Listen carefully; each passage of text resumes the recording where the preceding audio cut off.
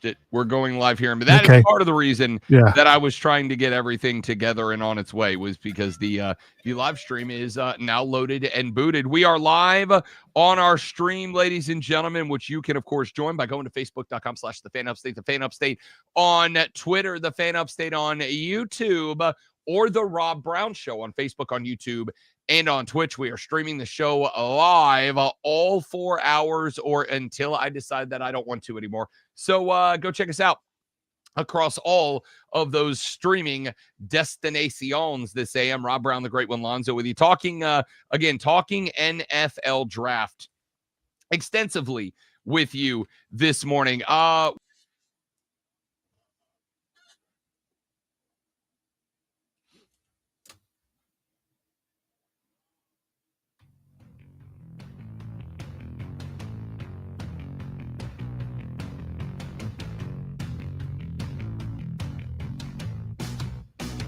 That was awesome. That was super cool. That was great.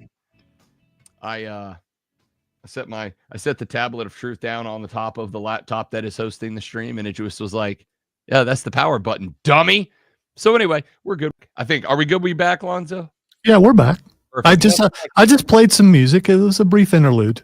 Yeah, well, that's why he's the best, ladies and gentlemen. Okay. Let's you know what I do want to do? We're going to talk NFL draft, but I want to get this story out of the way, mainly because I'm going to save, we're going to do a lot of NFL draft in the second hour of the show, with it being now 1.5 days left until NFL Christmas at this point. We are now 37.5-ish hours away from the NFL draft. So let's talk college football very briefly, shall we? Ohio State Athletic Director Ross Bjork, everything is music, told leaders of the college football, that's a good reference. That's a Saturday Night Live reference. It's a good one. Told leaders of the college football playoff on Tuesday that the sport's number one enemy right now, Lonzo, the number one enemy to all of college football is the calendar. Okay, the calendar.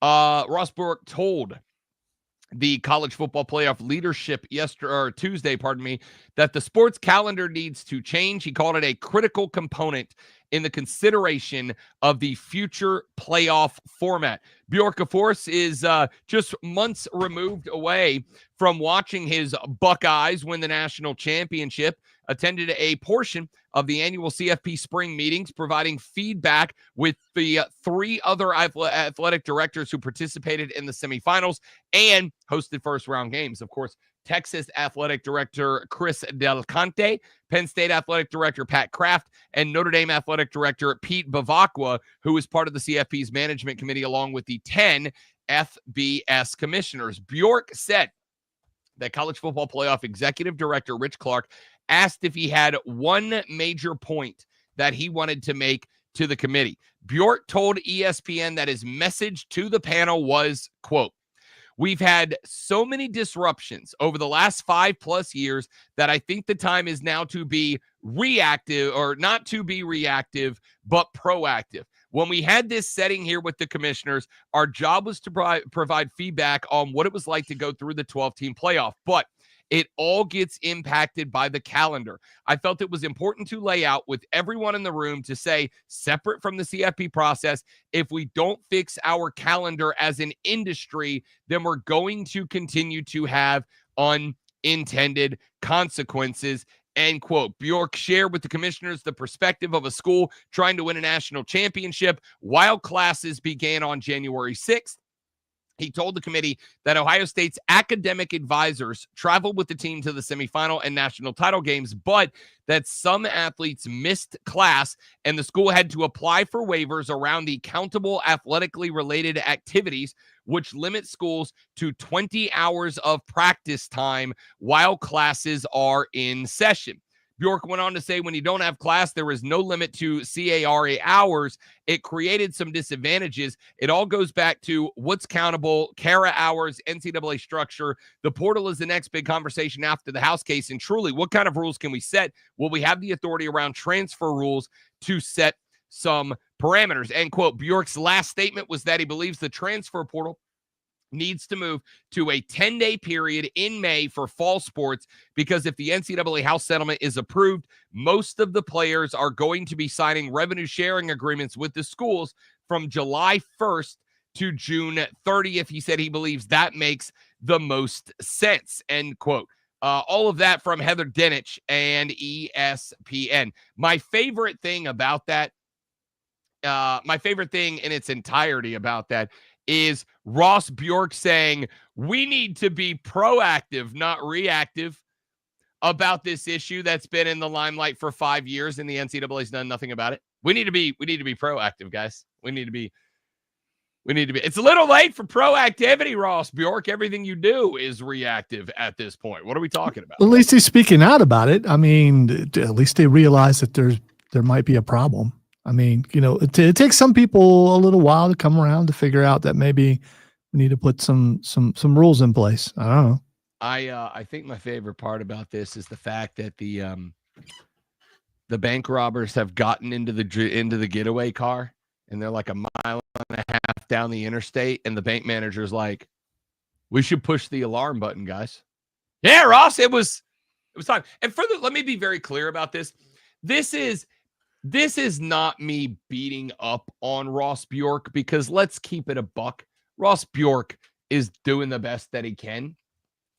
But here's the one thing about this conversation that I always think kind of slips through the cracks just a little bit.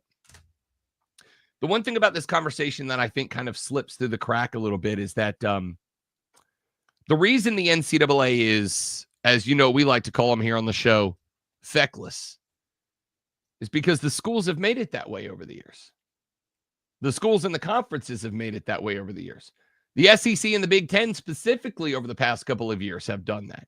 Every time that the NCAA has tried to pick it up or lay it down, whichever metaphor you prefer more in this case, every time the NCAA has tried to do anything in that capacity, those two conferences have historically said, if you do that, we're taking our ball and we're going home, or we're going to fight you tooth and nail and we're going to go to litigation, or we're not happy with that. And if you make the big dogs happy, the big dogs will find somewhere else to eat, etc., etc.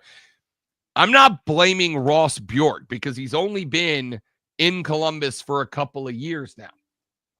But what I am saying is part of the reason that this whole situation is the way that it is, part of the reason that people are unhappy with it, is because as much as they may protest when the portal and the NIL and all that we're going through, as much as you might have had some coaches coming out and saying, we don't like it, don't do it, please put some guidelines down, whatever. At the end of the day, schools, specifically the big ones, were doing whatever they could do to allow it to be what it is so that they could utilize it as a tool to get players to come there.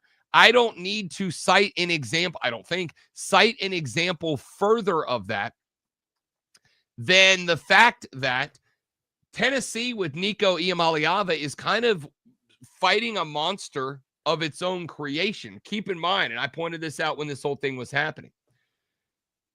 When Nico Iamaleava was on his way to Tennessee, when he was going through his recruitment process and trying to decide where he was going to go, the Attorney General of the state of Tennessee, when the NCAA said, you can't negotiate NIL deals, right? Like you can get NIL deals, but the negotiation process, it needs to have some hindrances on it. And the Attorney General of the state of Tennessee stepped in and said, whoa. We actually believe athletes should be allowed to negotiate their NIL deal. And we feel like Nico Iamaleava should have the right to do that. And they did. And they won. And Nico Iamaleava gained the opportunity to negotiate his NIL deal year by year, year after year. So what happened? Literally the next year, he went to Tennessee and said, I'd like to renegotiate my NIL deal. And Tennessee said no, and it caused this dramatic breakup between the two parties. Ohio State, just like Florida State and many, I'm not going to say every, but many other schools, fought tooth and nail to allow all the stuff that they're talking about to happen in order to make sure that they could utilize it as a recruiting tool. So on one hand, I do feel like, yeah, it got out of hand because you didn't put the guidelines down at the beginning like a lot of us that are in this industry were trying to tell you to do. On the flip side, whose fault is that, man? And as I've said a number of times, the biggest problem you're going to have now is not putting the guardrails down. The problem is when you lay the guardrails down at the beginning versus trying to put them down at the end, right? When you lay the guardrails down at the beginning, what happens? When cars are coming down the mountaintop and those guardrails are on the side of the road, a car every now and then is going to hit a guardrail. And then you fix that guardrail, right? You fix that one independently. But if you put no guardrails down and then you start sending cars down the mountain, you got two options, which is you never put guardrails down and then you just got cars flying all over the place. Or number two, you got to go in and try to put guardrails down while there's a flow of traffic back and forth. And as any of us who have ever driven on the interstates around this lovely state knows, there is no worse sight in the world than cresting a hill on 85 and seeing those yellow spinny construction zone lights off in the distance because you know your trip just got 9 hours longer, right? That's kind of the point here. I don't even think, for the record, Ross Bjork is wrong. I think the transfer portal window as it is currently structured is dumb and makes no sense. I absolutely end team put a calendar together. I am absolutely team have a window that makes sense within the calendar. I am absolutely on board with a lot, if not everything, Ross Bjork had to say. But this whole concept of we need to be proactive, not reactive, it's a little late for that, my dudes. All right, let's run to a break. When we come back here in just a minute from now, we have talked a lot of mock drafts so far. We have talked a little bit about 1, 2, and 3 and where they might go.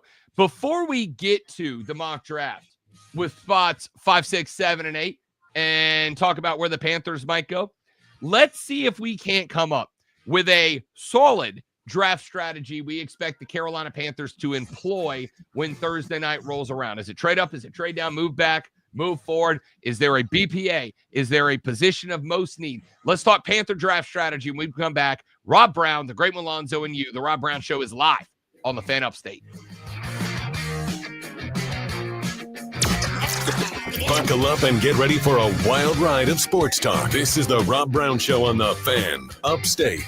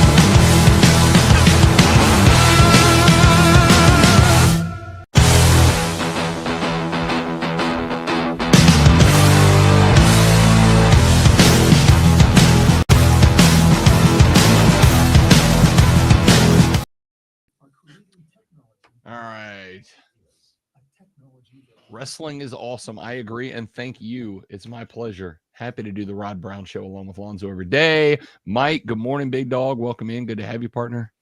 Happy Wednesday morning.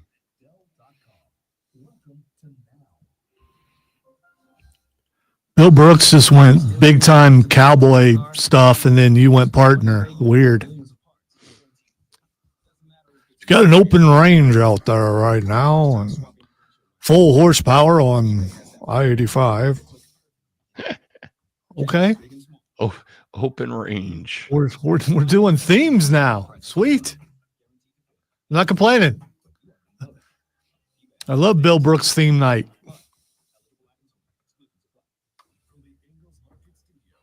Upstate, 97.7 FM Greenville, 97.1 FM Spartanburg. Always live on the Free Odyssey app. Now, the Infinity Sports Network. Your guide to the gridiron, the maestro of the matchups, and the keeper of all things cool in the sports world. This is the Rob Brown Show. Oh, yeah. Lonzo's here, too. This is the Fan Upstate.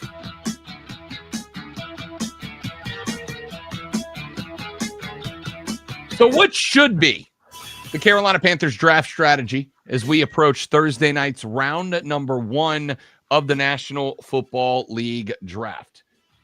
I've obviously spoken over the past couple of weeks with a handful of draft experts. We'll have Rashad Beard on Thursday to talk and get his thoughts about it. I've been on with a number of different draft experts on Bet for the Cycle on Saturday across the Bet at HUL network here on this show, et cetera, et cetera. And Lonzo, the more I've thought about it, the more I've considered it. I think I've just got to see a defensive draft. I think it's just got to be a lean on defense. You've got a team that was very middle of the pack in terms of pass rush, a team that was very middle of the pack in terms of sack rate. You've got a team that is going to get Derek Brown back, which is going to be a major boon in the middle, assuming he can stay healthy. There are some guys that I think come off the board. For instance, Mason Graham from Michigan, the inside defensive tackle, is not necessarily a guy I'm looking for. If he is the best defensive lineman on the board, there are going to be some teams that are thirsty for him. But I don't think he's the right pick for Carolina. Not that he couldn't help, but unless Ejiro Evero is going to turn into a 4-3 guy and you're going to put Graham and Brown in the middle together the majority of the plays, I don't know he is the right play. The more I lean on it, the priority board for the Carolina Panthers for me has got to be edge rusher 1, linebacker 2, secondary 3, defensive tackle / wide receiver 4. And the reason I say / wide receiver, I am looking at the wide receiver class. And this is, I think, maybe demonstrative of the point that I was making back in the first segment of the show, which is to say that the fall off from the A tier of players in this group, in this draft class, to the B tier. And when I say A tier to B tier, I'm talking about like guys that you circle and you go, this is a special player. Like this guy's a special player. And I'm not going to say can't miss because I don't know that there is a can't miss player in this draft. But when I say A tier, I'm talking can't miss guys. Abdul Carter feels like a can't miss prospect in this draft. Travis Hunter, I'm struggling to say he's a can't miss player in this draft. Okay, that's on me. I can't say that he's a can't miss player in this draft because I think part of the reason a lot of people have him there is his ability to play both ways. I think he's going to be exceptional as either a wide receiver or as a defensive back. I just don't think if you're leaning on him to play both, that's enough to say that he is going to be an A-tier player. But I think Abdul Carter is an A-tier player. I think that Ashton Jeanty is an A-tier running. Do we have Ashton Jeanty as an A-tier running back, Lonzo? Do we think he is like a special? You would go out of your way to draft this guy because if you draft him, somebody did the math on this and told me last night. If Ashton Jeanty is drafted within the first 6 picks, he will automatically become either the 5th or 6th highest paid running back in the NFL before he straps on a helmet. Is he that good? I think he's that good. And if you think that you're that player away, then do it. I don't care what position it is. And the fact is he's definitely stand out at running back. And if you need, this is a guy whose game should translate pretty easily to the NFL. I agree. I got Brad asked me last night what the comp would be for Ashton Jeanty. And my comp was, Lonzo, he runs like Marshawn Lynch, but he's got Dalvin Cook's versatility out of the backfield. That was the comp I came up with. He's got the power of Marshawn Lynch, but because of his side and his speed, he's got the versatility, the utility out of the backfield of a Dalvin Cook. Like Dalvin Cook in his prime was kind of the way that it felt for me. So I think I'm putting him on that A tier. He's one of the few running backs of the last couple of years that I feel like, yeah, top 10 pick and would be worth it. Now, I don't know how many teams there are that are a running back away, right? Like, honestly, I don't know that there is one. Cody Decker is all about his Raiders taking Ashton Jeanty. And I'm not against the pick. I am against the thought of there is a team in the NFL that's got all the pieces except running back, right? Like, that's my only concern for Ashton Jeanty is I don't know who's got that right now. I don't think there is one. So where's the spot you think he goes? Honestly, I think Vegas is the right spot for him. I saw a lot yesterday. Horvat yesterday suggested Jacksonville, and I don't think that's the right play. I don't think Jacksonville's it because you've already got ETN down there with Trevor Lawrence, and it's kind of time for. I think it's kind of time as it is proving time for Trevor Lawrence. I think Jacksonville's got to go offensive line. They've also got Tank Bigsby down there as their second rotation guy. And while Tank Bigsby isn't, he ain't Ashton Jeanty, and Ashton Jeanty may be very special. I just don't know that putting Ashton Jeanty in the backfield gives Trevor Lawrence an elevated chance of success over what they already had. But I could be wrong on that. Either way. Would you be angry if he was there for the Panthers and the Panthers took him? Angry, not the right word. I don't think I'd be angry. Is it the right pick? No. I don't think that's if he's there at 9, is he not the best player available? If you're a best player available kind of drafter? I don't know that I could say. I don't know is the answer because I'd have to see other. If Ashton Jeanty falls to 9. Something weird happened in this draft, and I would need to know what that trigger was, right? Like I would need to know what it was that shifted around. Trades where people want to go up and get a quarterback, and it causes things to shift and move players that would be a little bit higher. It causes them to move down a little.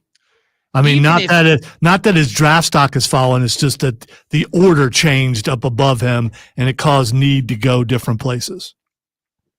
I think even if teams were jumping up and down because of, say, Shedeur or whatever, like Ashton Jeanty, and again, I mean, it's not like it's a tumble. I've got him off the board at 6. Falling down to 9 isn't a tumble, but you signed Rico Dowdle this offseason. Chuba Hubbard started to break out a little bit. I mean, he likely would come in, with all due respect to Rico Dowdle, he likely would come in and be the best running back on the roster. Right? Like, will we agree with that? If Ashton Jeanty gets drafted by the team, he's auto RB1. Yeah. Okay. For sure. That's why I'm saying if he were to drop, even though the Panthers need defensive help for sure, if he's there, I think you have to take him. I mean, it's not unfair. Again, there are some guys, I think, and I think this is where maybe it starts to get a little interesting. There are some guys on this because, again, Abdul Carter is not going to be there. Mason Graham isn't going to be there. But, again, defensive tackle isn't the way I'd go. The guy who, no matter how many times last night I sat and tried to come up with a mock order, the guy that kept being available and the guy that I can't stop myself from taking for Carolina is Jalen Walker, the edge rusher out of Georgia. And it is because of, I said, let's develop the draft strategy here for the Panthers. Here's the draft strategy I'm coming into this with. Number 1, if Shedeur Sanders is on the board at number 8, the very first thing I'm doing is I've got 31 guys in the war room with 31 cell phones calling 31 other general managers and going, look, Shedeur's here at 8. The Saints are taking him at 9. And I will straight up lie and say, I've got # sources. Trust me, bro. that tell me the Saints are going Shedeur Sanders at number 9. So if you want Shedeur, you trade to 8. That's your only option. If you don't trade with us right now, you're not getting this guy. He's not falling. Okay? If that doesn't work, I will see if anybody else wants to trade. Because I think the fall off from a guy like Jalen Walker further down the board to the next group of defensive edge rushers, or even if you don't go edge rusher, to the next group of cornerbacks. But I'm looking at guys like Jihad Campbell out of Alabama. The drop from a guy like a Jalen Walker down to a Jihad, the fall down to a Nick Emanwari out of South Carolina, the fall back to a Will Johnson, cornerback out of Michigan, the fall back to I'm going through my power rankings here, to Mike Green, the edge rusher out of Marshall. It's not a huge fall off.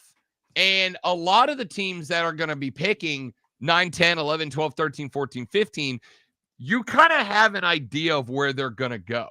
And I think the needs, the spots that are going to inevitably be the most important for the Panthers in the draft, I still think even if you trade back a handful of spots, I still think there's going to be some dudes that are available in those spots. I still think there's going to be some dudes that you can fill a need and get the right guy. So the closer we get to Thursday afternoon, the more convinced I consistently become that a trade back actually makes the most sense for Carolina. Again, depending on where. I don't necessarily want to see him trade back to 28, 29, 30, but I could see him making a trade back somewhere into the teens, somewhere into the mid-20s. There is one phone call that I would make. And this idea I came up with last night when Brad Evans said, what do you think is possibly the biggest surprise on the draft? Zoe, we know the Cleveland Browns have a history of making some interesting decisions on draft night. You mean bad decisions? I was trying to give them the benefit of the doubt. Why? Interesting. Are you worried about offending Cleveland? Yeah, that's fair. Okay, that's very fair. Okay, so let me try that again. We know that the Cleveland Browns are weird and make bad decisions with frustrating regularity. The Cleveland Browns, as we have mentioned a couple of times, need some goodwill from their fan base. So if I'm Carolina, I'm on the horn. If Cleveland goes Travis Hunter number 2, and as of right now, that's the betting odds-on favorite that they do. If Cleveland goes Travis Hunter at number 2, Lonzo, I'm calling Cleveland, and I'm going, here you go. You can move back to 8. You can get Shedeur. You can draft both the Colorado fellas together. Not only do you get a Heisman Trophy winner at number 2, you get his quarterback that you believe is NFL ready to come play with him, and you get the entire Colorado Buffalo fan base as part of the deal. And all we need you to do is put a package together. Now, it's gonna be an interesting trade, because obviously that takes you completely out of the first round of this year's NFL draft. But if Cleveland wants that combination, and they've made it clear they're interested in both, could you connive Cleveland into giving you a Mike Ditka goes and gets Ricky Williams caliber trade, where Cleveland gives you like a full year's worth of draft picks to bring in Travis, to bring in his quarterback Shedeur, to bring in the entire state of Colorado as a fan base, to pair them to get Dion involved in the conversation, yada, yada, yada. They need goodwill. They have none right now. If I'm Carolina, I'm putting it on the table. Cleveland, come get both the Buffs. Let's rename the Browns the Buffaloes and go get them, big dog. And all we want is all your draft picks from this year to make that happen. All right. A couple of things. First of all, it still would be better than the Ricky Williams trade, because you get Travis Hunter too. I mean, yeah, so you're not wrong. Yeah. And here's the other thing. Believe it or not, Cleveland's fan base is fine because they're used to this. And they're still pretty rabid. The diehards are. You haven't really lost them because you haven't done anything unusual for the franchise. And this, if they did this and it didn't work, it still wouldn't be as bad as what they did with Deshaun Watson. Well, I agree with that. They could probably just give half of their draft picks to Carolina for nothing in return, and it would still be better than the move for Deshaun Watson. Here's the other thing, and this is somebody's asked a couple of times why I keep bringing this up. Here's the other thing. I said earlier in the show that I feel like the drop-off from Tier A to Tier B is not that dramatic. And I feel like the drop-off from Tier B to Tier C isn't that dramatic. Like, I feel like there is a very large pool of players that are all kind of within the stratosphere of each other in this draft class. But when I go through and I actually look like position by position or position group by position group across this NFL draft class, to me, easily the deepest position in this draft class is edge rusher. I think there are more talented edge rushers in this draft than there are any other position. And you can talk about the guys at the top of the list like Abdul Carter, but I can look at guys further down the list. The guy that I mentioned earlier, like Mike Green, a guy like James Pierce Jr., a guys like Shamar Stewart out of A&M, a guy like Michael Williams out of Georgia. And on top of that, I think there's probably 8 or 9 day 2 edge rushers that with a little polish could probably be as good as anybody on day 1. This is part of the reason that I keep saying that Carolina trading back makes a good bit of sense. It makes a good bit of sense to me because not only can you trade back and gather yourself a pool of resources, but you can trade back, keep and potentially add to your stockpile of day 2 picks. And there's a lot of defensive edge talent in the day 2 pool, in that B or maybe C tier list that could be developed into very good NFL edge rushers. What if you trade back and you end up with like 3 of those guys? Statistically speaking, one of them is going to turn into a dude, and at least one of them is going to be a valuable NFL starter. That is part of the reason I would say move back. There is a lot of day 2 value. And if I can bait somebody into coming to get Shedeur before New Orleans gets them at number 9, and I can add a couple of day 2 picks to the roster, why in the world would you not? There's no reason not to. All right, ladies and gentlemen, we have got to take our first break. Coming up in hour number 2, we got your water cooler cheat sheet. We'll check in on the NBA playoffs, a trio of very interesting games last night. Carolina Hurricanes get a dub and more. That is all coming up after Lonzo massages your ear holes with this Sports Flash. It's when I think you can't get grosser. I don't care if that's a word or not. Well, it is if you're going shopping for cantaloupe. 4 Clemson Tiger pitchers combined for a 3-hit shutout win over Georgia at home last night, improving the Tigers to 36-7. That's pretty good on the season. The Tigers had 7 hits on the night, including a Dominic Listy RBI triple in the second inning. Clemson opens a 3-game set at NC State tomorrow. South Carolina Gamecocks baseball team picked up a 3-2 10-inning win over North Florida yesterday, courtesy of a KJ Scobie ground rule double to center, which scored the game winner in the 10th, the first extra innings walk-off win of the year for South Carolina. First ever game in the I-85 rivalry between the Hub City Spartanburgers and Greenville Drive went to the Burgers. A rain-delayed 1-0 shutout win. Leandro Lopez went 5 innings, striking out 8, driving batters with a walk and giving up just 3 hits.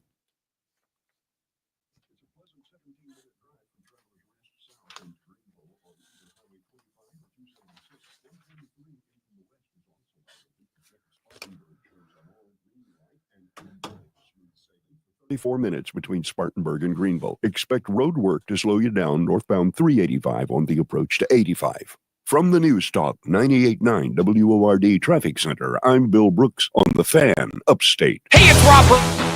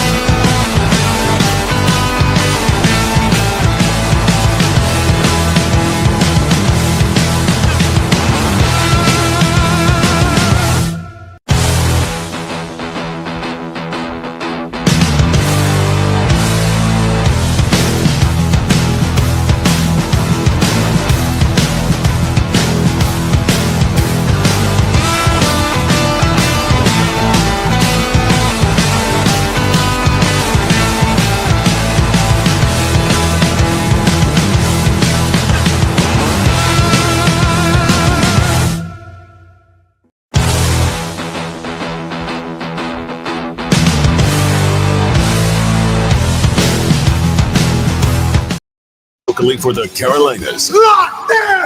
This is the Rob Brown Show. Get Rob! Only on The Fan Upstate.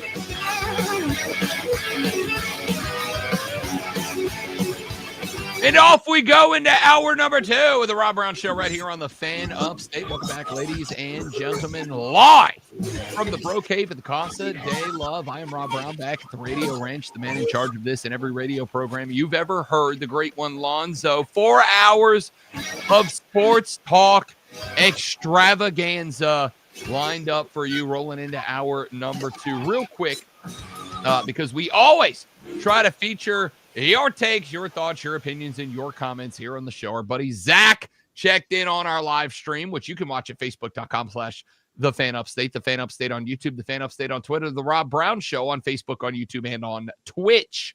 Zach said, Travis Hunter, a bust, though. Boy, gonna get creamed. Wasn't great at either spot in college. I'm not saying that you got to think, Zach, that Travis Hunter is going to be an NFL icon during his tenure at the league. But I don't think, great one, I don't think the Heisman was awarded to Travis Hunter because he played both ways. And I don't think that the Heisman Trophy was awarded to Travis Hunter because of his connection to Deion Sanders. You can make an argument a lot of what Shedeur Sanders has is because of his connection to prime time. Travis Hunter was a damn good football player on both sides of the football. Damn good football player. Pal. Buddy. Listen, Buddy. I mean, some people don't like him because of where he played, because he played for Deion. I'm not saying that's your deal, Zach, but it looked really good to me. And I think most of the NFL seems to think he's pretty good. So he's going to get drafted pretty high, and I think he's going to do well wherever he goes. I think the kid's going to be a player. Now, I do not think he's going to be a two-way player. I think he wants to be a two-way player, and I think he will get some snaps going two ways. So where do you think he's going to go again? Honestly, the betting odds right now are Cleveland's taking him at number 2. And to be honest with you, that's the spot he makes the most sense. All right. So if he goes to Cleveland, could he play both ways? What's Cleveland's defensive back situation? What's it look like? They need, see, that's the thing. That's why it's part of the reason he makes most sense is they need both DB and wide receiver. They need both of those positions. And right. So whether people want him to do it or not, or want to believe he can't do it, if Cleveland takes him, they need him to. So at least for a while, they're going to try. I think you'll see Travis separate himself as one or the other. He'll either show up and he'll clearly be a better wide receiver than DB, or he'll clearly be a better DB than wide receiver, or he'll be slightly better at one or the other. And Cleveland will use him primarily in that spot, and then he will get snaps on the other side of the ball. Here's the way I put it to Horvat and Evans last night. And tell me if you think this is possible. My thought here, great one, is if Travis Hunter is a better DB than a wide receiver, then he's going to be a cornerback, and he will get wide receiver snaps when they go like 5 wide on 3rd and 9. If he's going to be a wide receiver, then he'll be a wide receiver, and he'll be an every down wide receiver, and he'll get snaps at cornerback like when they go to a dime, right? When they're going to throw an extra defensive back onto the field on 3rd and 9. When the team's got to go to the air, put him out there and let him. And he ends up getting 10 to 12 snaps of the football on the other side of the ball every game. I just can't, especially for a rook. And this may change like 2-3 years into his career. He's established. He's within a franchise. He's become kind of a face. He's kind of a guy, kind of a dude for a team. Then maybe down the line, those numbers start to increase a little bit. But I also got to think that the snap count matters and the wear and tear matters. This isn't Colorado taking on, Northwest, Southeast Texas State of Missouri. This is every week playing the best in the world on the other side of the football. My dude cannot do 125 snaps a game for 17 weeks when the other side of the ball is all Americans. It physically can't be done. All right, so I am a believer that it could be done. Here's the thing, though. I think the reasoning for Cleveland will be, hey, we need you on defense. Look at who our quarterback is on offense right now. We don't want to waste you over there. The ball's not going to get thrown to you. That's still a work in progress. Because who's going to be the starter right now for Cleveland? It's right now, Joe Flacco, right? I mean, that's what it looks like. That's what it looks like. Here's the thing, though. I've got a bet out. And it's a long shot bet. It's like I grabbed it like a month and a half ago at 50-1. I've got a bet out on Shedeur going number 2 to Cleveland. Because, again, it is a quarterback-driven league. And it's not – the Browns are not a good team. And I don't want anybody to think that I'm misconstruing or confusing the Cleveland Browns with a good team. They do have some good players. They've got some good players. They just don't have a lot of them. They do. They've got Jerry Jeudy, who kind of broke out a little bit last year once he got Myles out of Garrett. They've got Myles Garrett. They've got David Njoku on the at the tight end spot, who is an underapproved. They got an above average offensive line. They need a lot of help on defense. I'm not going to argue. Like the Browns have needs all over the board. I will say this about the Browns. The Browns are a team that I know are going to be tempted to go grab a quarterback, and I think they're going to be tempted to go grab a quarterback, Lonzo, because it is a quarterback-driven league, and it feels like everybody is always looking for their franchise quarterback, and that's understandable. The Browns are not one of the teams that you look at and go, they're a quarterback away, right? Like, that's the one thing that prevents me from taking the big stone step and locking Shedeur in as their pick at number 2, because they're not a quarterback away. It does feel to me like they might be intrigued by it. But realistically speaking, either pairing Abdul Carter on the right side with Myles Garrett on the left, or getting Travis Hunter and letting him naturally fall into either the wide receiver or the DB role as a primary feels like the right thing to do, and taking advantage of his ability to occasionally play the other side of the ball is a plus. What if you take a chance that that all the talk of Shedeur is right and that he's going to drop? Because just looked it up. I was curious. Cleveland's first pick in the second round is the 33rd overall. So that's the first pick in the second round, right? That's first pick in the second round. And this is part of the reason. If he were to drop, I mean, if he dropped out of the first round, then they get them both anyway. Now, again, I don't think there's a shot in Hades that he is dropping out of the first round. Could he drop down to Pittsburgh at number 21? That's a possibility, but I don't think he's getting past Pittsburgh at number 21. I think, if anything, they would take him there. This is part of the reason that I've said, if I'm Carolina, make the call to Cleveland.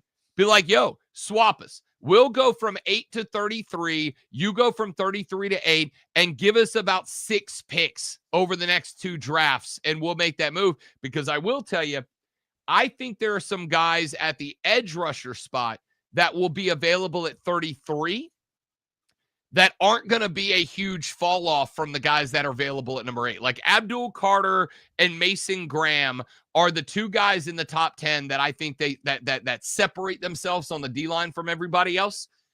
Everybody else after that, I feel like there's a couple of guys like Jalen Walker, very good. That's a top 15 pick, top 20 pick.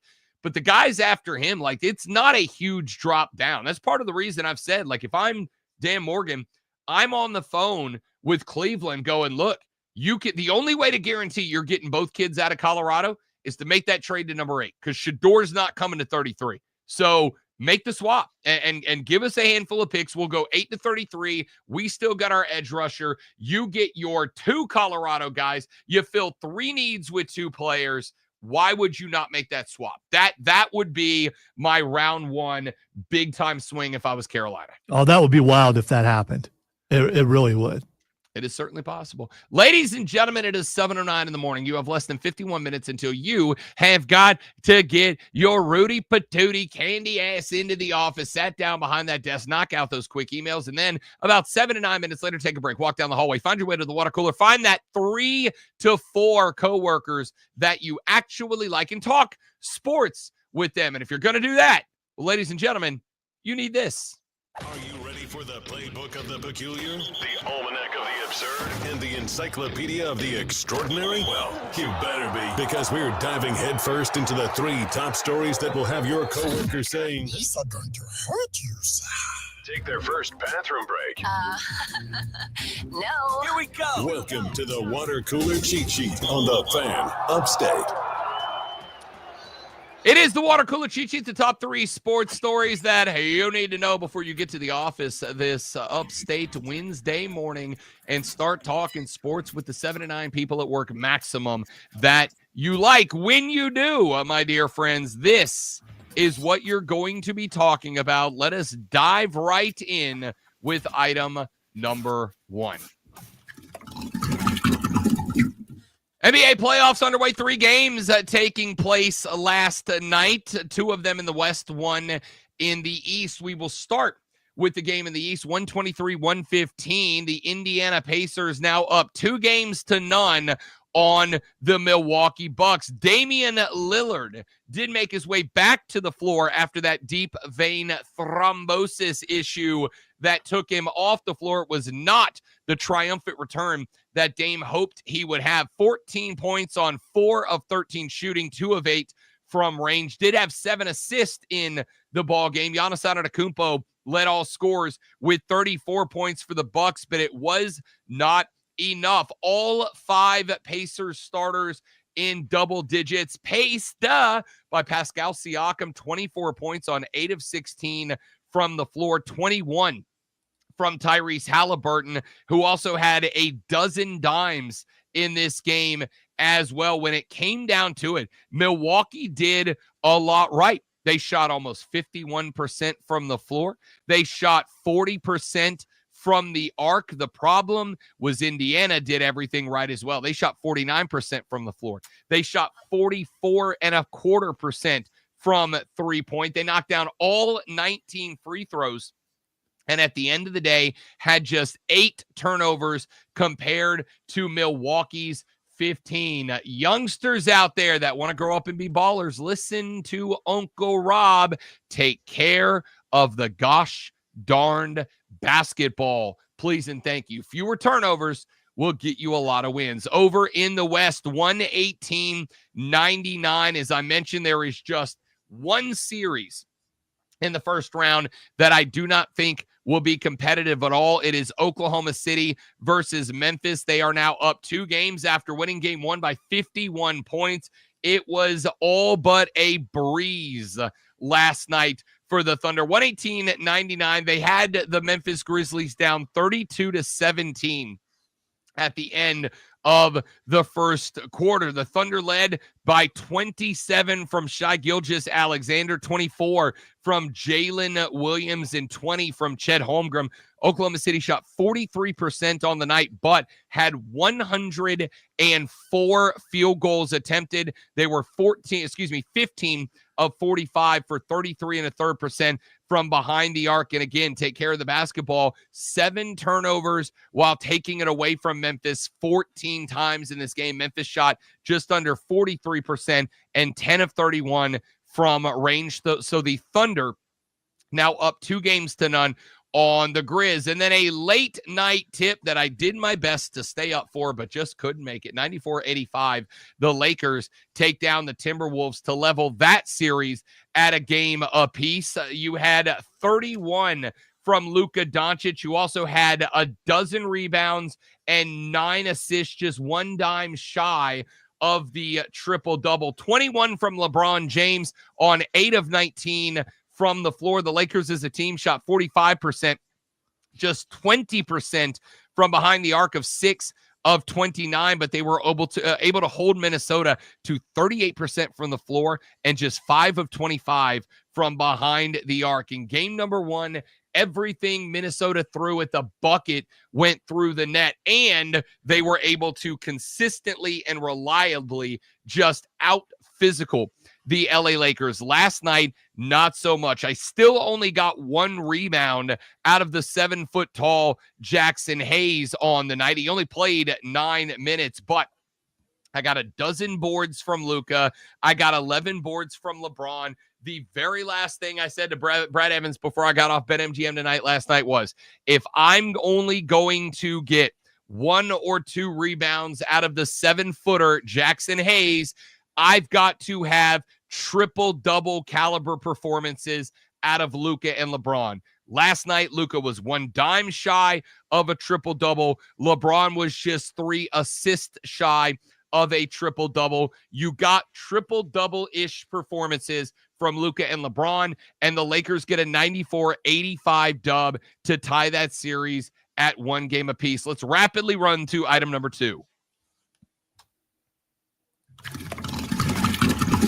3-1 winners, the Carolina Hurricanes now on top of the New Jersey Devils in the Eastern Conference Round 1 playoff game. 3 found the net last night for the Canes. You had an empty netter at the end of the night for Seth Jarvis to sink the dagger. It was Jordan Martinook and it was Shane Gottesbear that got one in the main portion of the contest. Frederick Anderson in the net last night for the Canes, stopped 25 of 26 shots. It was a brutal game. We had some headbutts. We had some big shots into the glass. At the end of the day, the Canes are just a bunch of jerks who played a good physical hockey game. This is going to be a series that the Canes should sweep.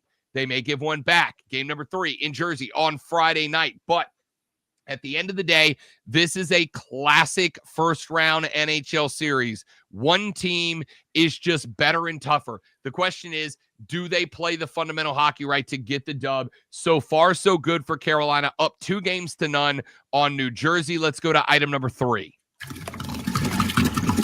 A 5-game win streak not to be for the Atlanta Braves. 10-4, they fall at home last night to the St. Louis Cardinals. It looked good in the early going for Atlanta. St. Louis jumped out to a 2-0 lead. Atlanta, in the bottom of the 4th, were able to get it back. Sean Murphy sent a dinger to left field. Alex Verdugo got a double to center in his first game since being called up from Gwinnett. Was able to score Jared Kelenic on an RBI. Then Austin Riley reached on an infield single. Verdugo scored on the error. It was 3-2 Atlanta. They would maintain that score until Matty Ice Baby Olsen shot one 390 out to left center. 4-2 Atlanta.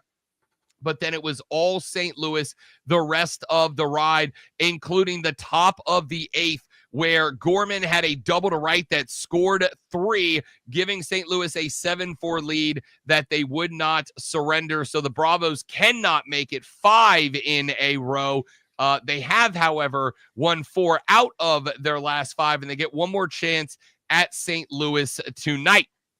It was a bullpen game by and large for the Braves last night, which was kind of a part of the problem. Tough to have a bullpen game, tough to win a bullpen game when you don't have a bullpen. The L is going to ultimately be charged to Aniel De Los Santos, who did go 1 inning, gave up 2 hits, 3 earned runs. Wiley's would come in at the end and give up another 3 that would put the exclamation point down for the Redbirds, but it goes south for the Bravos. They end their winning streak at 4. They will try to start a new one tonight at home against the Redbirds in the finale. That's your water cooler cheat sheet, the 3 stories you'll be talking about at the office today when we come back here in just a minute from now. A major alteration to the college football major bowl series that is being made to accommodate the new playoff format. Well, it's not new. The second year playoff format, I guess. But a major change to one of America's biggest games. I'll tell you what it is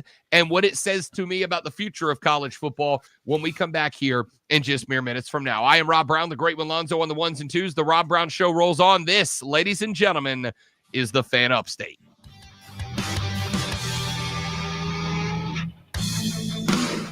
This is WWE Intercontinental Champion, der Ringgeneral Gunther, and you're listening to the Rob Brown Show on the Fan Upstate.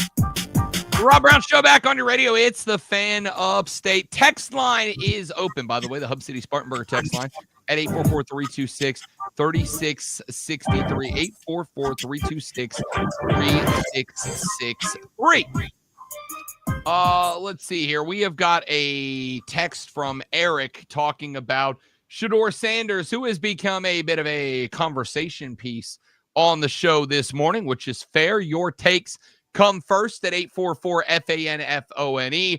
Eric texts the show, said, isn't Shedeur's arrogance a given because of who his dad is? I expected just because of who his dad is, you draft him, you draft his stage mom. End quote. Eric, appreciate that text. Thank you very much. I have a question about arrogance, okay? I mean, what is the fine line? And I've always had this problem. What is the fine line between arrogance and confidence? I mean, one person looks at a guy and goes, that dude is confident. He knows where he's going, knows what he's doing. Another person goes, oh my God, he thinks he's God's gift to everything. I mean, so it just seems to be a matter of opinion. I think I've come up with an answer to that, Lonzo. I think. Tell me if it's a good one. My answer to that is when you can back it up and can't nobody say nothing. That's my answer. When you talk smack, which is, to me, what arrogance ultimately is talking. You're talking. It doesn't have to be, I know this sounds dumb. It doesn't have to necessarily be verbal talking, but it can be your actions, your behavior, whatever. When it is, when you can back it up and can't nobody say nothing, that's where it crosses from cockiness into arrogance. And let's be real clear.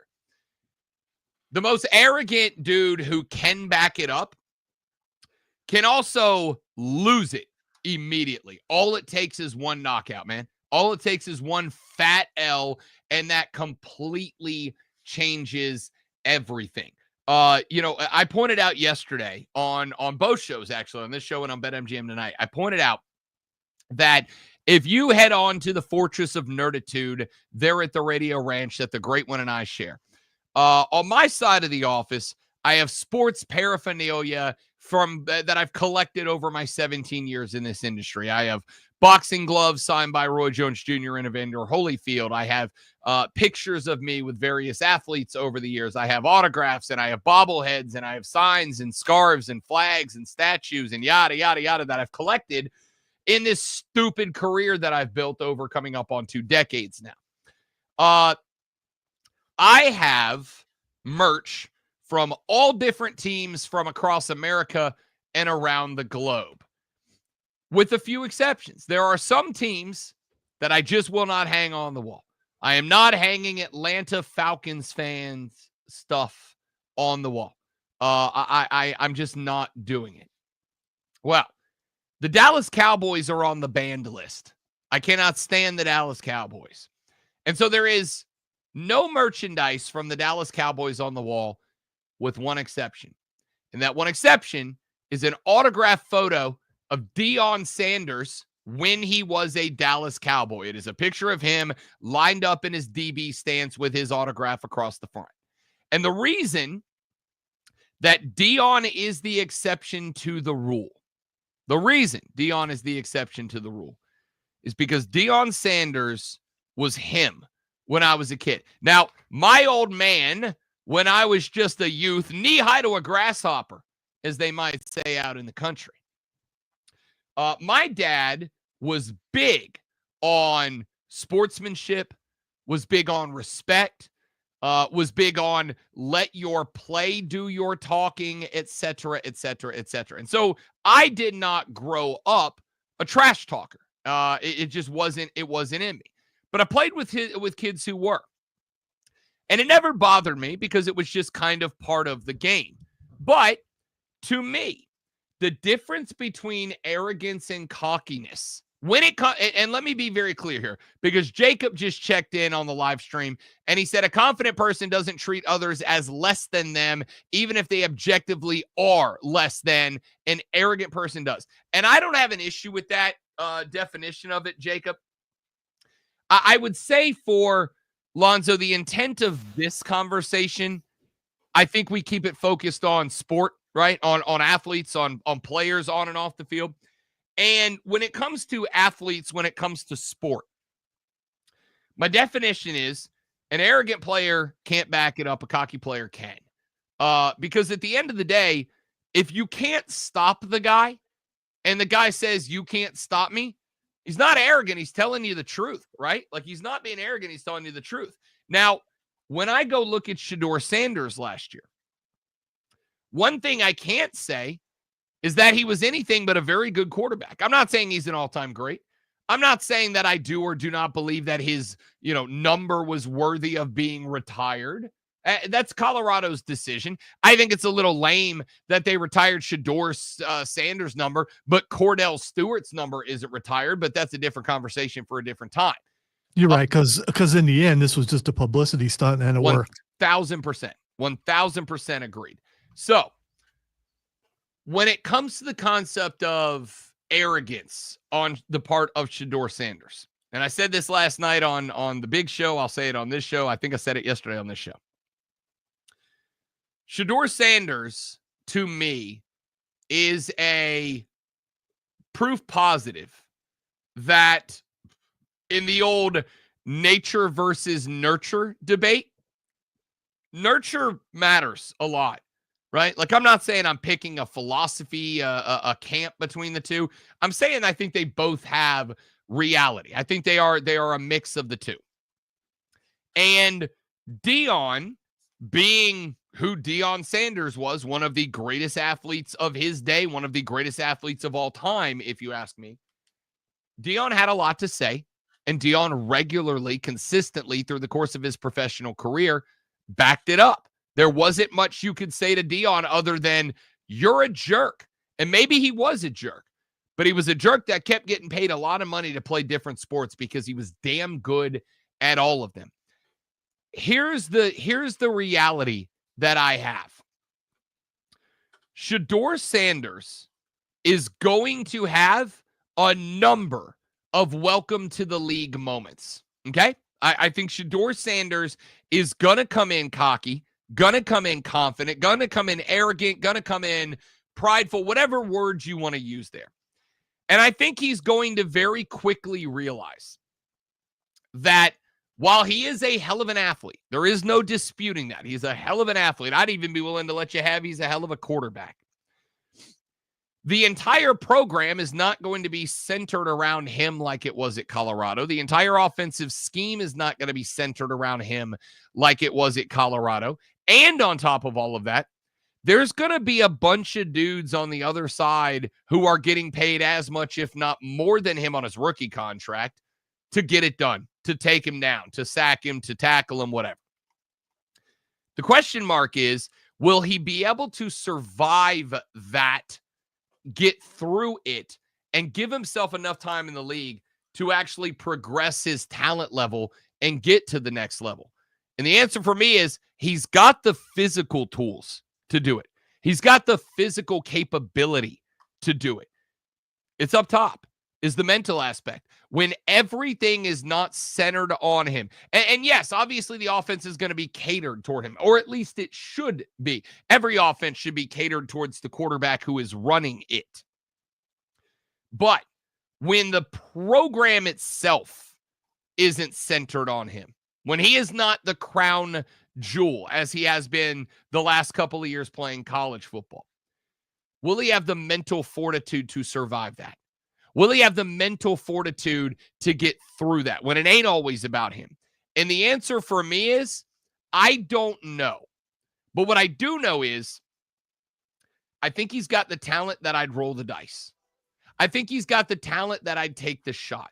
I think he's got the talent that I'd be willing to take the risk. Now, would I draft him number 2 if I'm Cleveland? No, I wouldn't. And it's not because of a lack of any or too much of any one quality about Shedeur Sanders. It's more along the lines of the setup. The Cleveland Browns are not a team that is a quarterback away. There are some teams in the league that are a quarterback away. I'll give you right now, as much as I had the back of Russell Wilson and Justin Fields last year, as long as I had the back of Mike Tomlin last year, which again, I think the whole Mike Tomlin winning streak thing, frankly, is a little bit overblown. As much as I had their back last year because I thought there was an almost inappropriate level of criticism towards that franchise and that team last year, the one thing that I would for certain say is that Pittsburgh is a hell of a lot closer to being labeled a quarterback away than Cleveland is. That pick makes sense because maybe he does polish up and turn into a great quarterback and sooner rather than later. But Cleveland passing on Shedeur is not because of Shedeur. It's because of Cleveland. Yes, he's got a big head on his shoulders. I'm not going to blame him for it. I'm not, because he grew up around Dion. And when Dion got into coaching so that he could make the program revolve around Shedeur, it was set up for him to have a big head. I don't blame him for that. I don't know that there is a way that he could have known any other way. So I don't put that on him. My question mark is, can he snap out of that and still be a great quarterback? And if the answer is yes, somebody's going to get a deal for Shedeur. But if the answer is no, he'll be a washout like any other guy. All right, let's take a break. We'll come back. We'll talk one more segment of NFL Draft next hour. We'll get into the NBA and NHL playoffs. That's all coming up on the Rob Brown Show in the Fan Upstate. Real sports talk, real sports fans. The Fan Upstate Is the sports voice of you, the Upstate fan. Call 844-FAN-PHONE. That's 844-326-3663. The Fan! Upstate. I'm Chuck Sanders. Here's the Sports Flash presented by Progressive. The NFL Draft starts tomorrow in Green Bay, Wisconsin, barring trades. Carolina has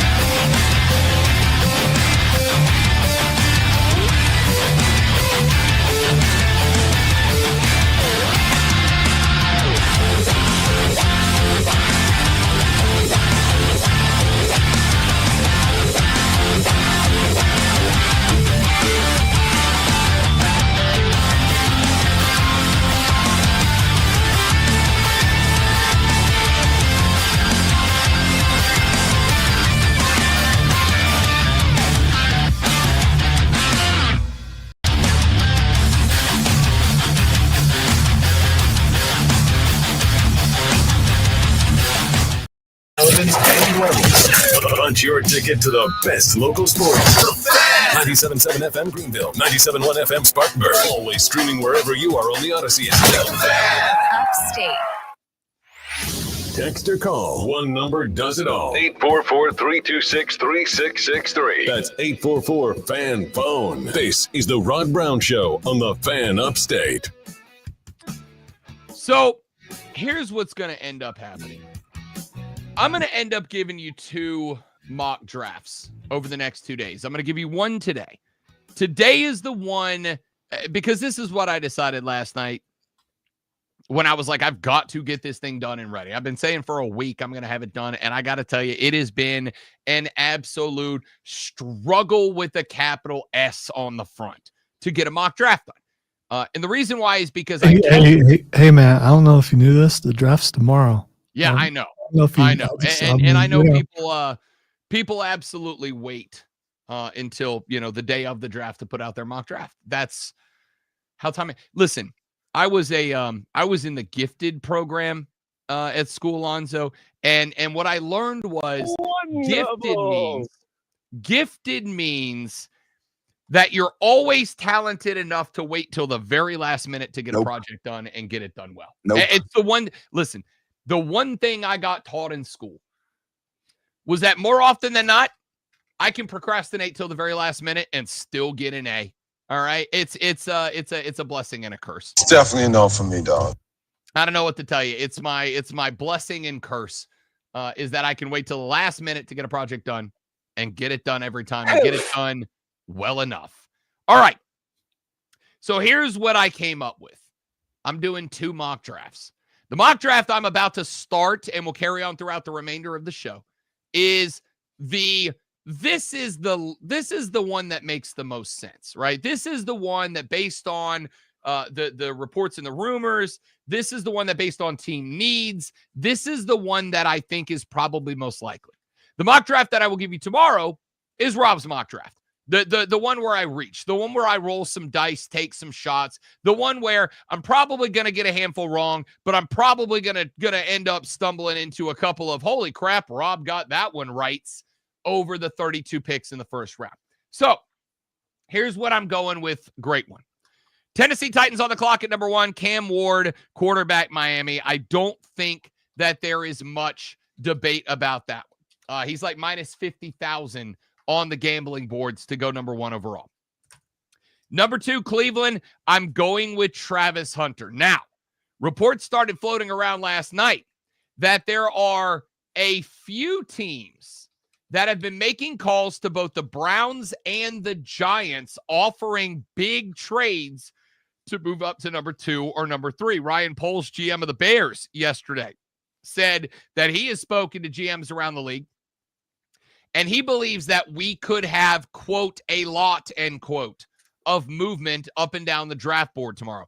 I would not be shocked to see multiple teams involved in multiple trades. That is to say, teams trading down a few, then trading back up, then trading down, trading up. We can see multiple teams move up and down the board multiple times. Number 2, Cleveland, going to go Travis Hunter.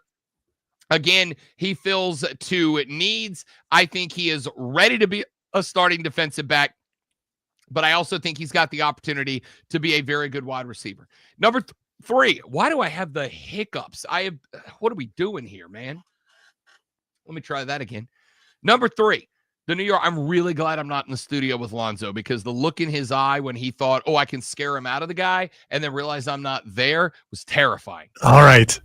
So you did see that look on my face, yep. Like, oh no. Yep.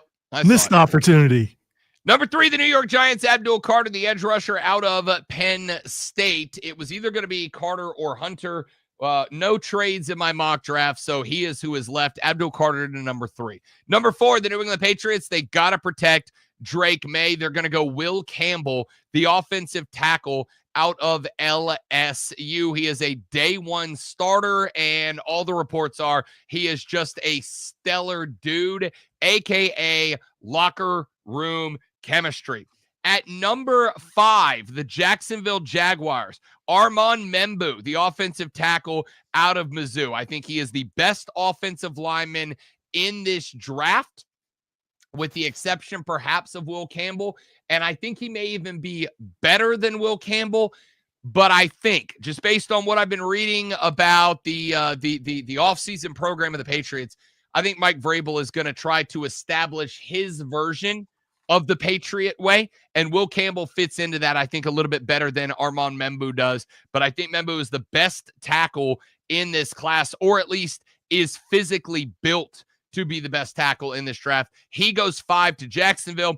Number 6, the Raiders. I am going with Ashton Jeanty, the running back out of Boise State. Listen, is there a chance that Jeanty goes 5 to Jacksonville? Yes, there is. And I think Liam Cohen, who is kind of expected to be the next Sean McVay, like a guy who knows how to play chess with his offensive pieces, Jeanty would provide some versatility. But I also think Liam Cohen knows he's got to get Trevor Lawrence right, or Trevor Lawrence will not be right. That's why I've got Ashton Jeanty falling one spot back. I think the Raiders are looking to establish a physical identity under Pete Carroll. And again, I gave you the comp earlier on Jeanty, Marshawn Lynch. With the exception of one play, who knows better how to use a Marshawn Lynch running back than Pete Carroll, the new head coach of the Las Vegas Raiders? I got him going number 6. Number 7, the New York Jets. I think they're going Tyler Warren. This one has been out there for a while. This is a long-running report that they are in for a tight end. And let's be real, there's really only one or two of them in this draft that feel like playmakers. Tyler Warren is absolutely one of them. And with the success of Brock Bowers last year, the Jets wanting to find a buddy for Justin Fields with no pressure on him other than being the quarterback of the Jets, Tyler Warren makes sense there. At 8, the Carolina Panthers are going to take the best edge rusher available at this spot, and I think that is Jalen Walker. Now, again, I would not be surprised if the Panthers trade back tomorrow. I want to be very clear. My number one belief is that the Panthers will trade back tomorrow. But for the intent and purposes of a mock draft, I got to pick somebody. Edge rusher is the guy. Jalen Walker can play on the inside at linebacker, on the outside at linebacker, with 4 in the dirt as a defensive end. He's a guy, and from what I have read, everyone who's interviewed this kid has been impressed with him. Jalen Walker at number 8. At number 9, the New Orleans Saints, Shedeur Sanders comes off the board at this spot. Again, I don't necessarily love it. And it's not because I have anything against Shedeur Sanders. It's because the Saints are not a team that is a quarterback away. They've got plenty of needs to address, but I think this ends up being a dude. At number 10, the Chicago Bears, I think, go Michael Williams. I think they end up with the edge rusher out of Georgia. I think they add some spots to the outside. At number 11, the San Francisco 49ers, Walter Nolan, the defensive tackle out of Ole Miss. I don't think he is going to go much further than number 15. I think this could also be the spot that Mason Graham comes off the board. And I think Mason Graham could be the pick here, but I think Nolan is more of the type of defense that San Francisco plays. He's a lot quicker. He's a lot faster off the ball, which is a class of 2. Him and Graham, I think that's the play there. I've got Tyler Booker, the guard, coming off the book at Dallas. They've got to rebuild the offensive line. At number 13, the Miami Dolphins. That's where Mason Graham comes off the spot. I think Graham could be drafted anywhere from 5 down to this spot, but I do not think he falls any further than this. And if it's not Mason Graham, that is only because he is flipped with Walter Nolan, and Nolan goes here, one of the defensive tackles at 11, one of them at number 13. For the Indianapolis Colts at number 14, let's go with Kelvin Banks, the offensive tackle out of Texas. I think he is clearly the 3rd best offensive tackle in this class. And let's talk about the Colts. They got Anthony Richardson and they got Danny Dimes. Those two will be competing throughout the season, I think, for the QB1 role. How do you make sure you get the best out of both of those cats? You put a good offensive line in front of them. This is where they make that pick. At number 15, I got the Atlanta Falcons taking Jiad Campbell, the linebacker out of Alabama. It is the first time in 4 years Atlanta goes defense in round number 1. Jiad Campbell is any linebacker spot to fill any role pick. They have not had a guy that good in a long time. In fact, the last linebacker who has many tackles in a season as Gion Campbell was D'Amico Ryans. How long ago was that? D'Amico Ryans is with the Houston Texans as their head coach. That's how long it's been since you've seen a linebacker of this stature come out of Alabama. It's a good pick for Atlanta. And number 16, the Arizona Cardinals take Johnny Barron, the quarterback out of Texas. The Cardinals desperately need some defensive backs. Keep in mind, the Cardinals have been adding talent through the draft for the last couple of years. They kind of have the Howie Roseman philosophy. They just like to do it from the outside in. Find the outside skill talent in the draft. Go get vet linemen. Head coach Jonathan Gannon, defensive backs coach by trade. He likes a DB. Johnny Barron out of Texas goes to that spot. Number 17, I got the Cincinnati Bengals taking Mike Green, the edge rusher out of Marshall. We talked about him a little earlier in the show. 17 sacks last season, led FBS. He could be drafted even higher than that. Here's the thing. If Trey Hendrickson comes back, you have now just created perhaps the most formidable defensive end tandem in the National Football League. If Trey Hendrickson does not come back, you got a guy who is very similar to his game. You hope he works out production-wise. We'll find out. At number 18, the Seattle Seahawks, I've got him taking Gray Zabel, the center/guard out of North Dakota State. A lot of mocks have him going a little bit higher than that.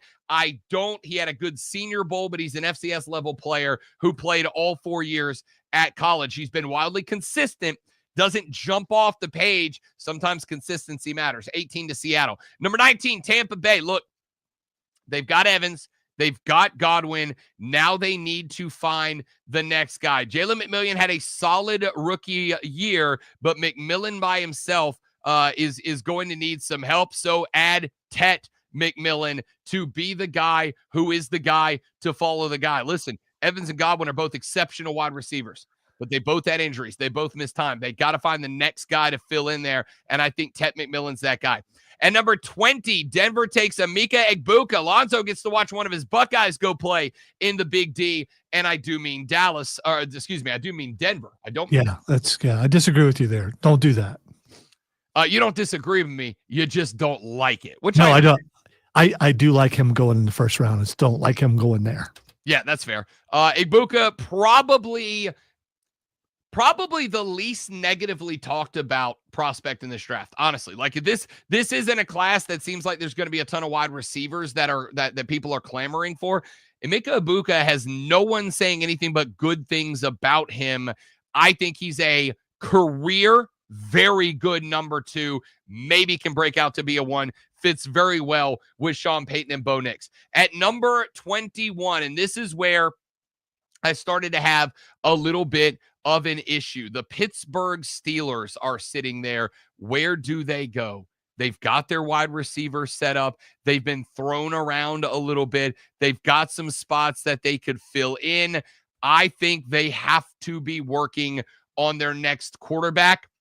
Jackson Dart from Ole Miss comes off the board, 21 to the Pittsburgh Steelers. People are very high on Jackson Dart right now. Some people are saying that the Saints might take Jackson Dart over Shedeur Sanders. If they do, Shedeur goes here, but as I don't think the Saints pass up on the glitz and the glamour, I'll take Jackson Dart from Ole Miss to Pittsburgh. Number 22, the Chargers take Kenneth Grant, the defensive tackle out of Michigan.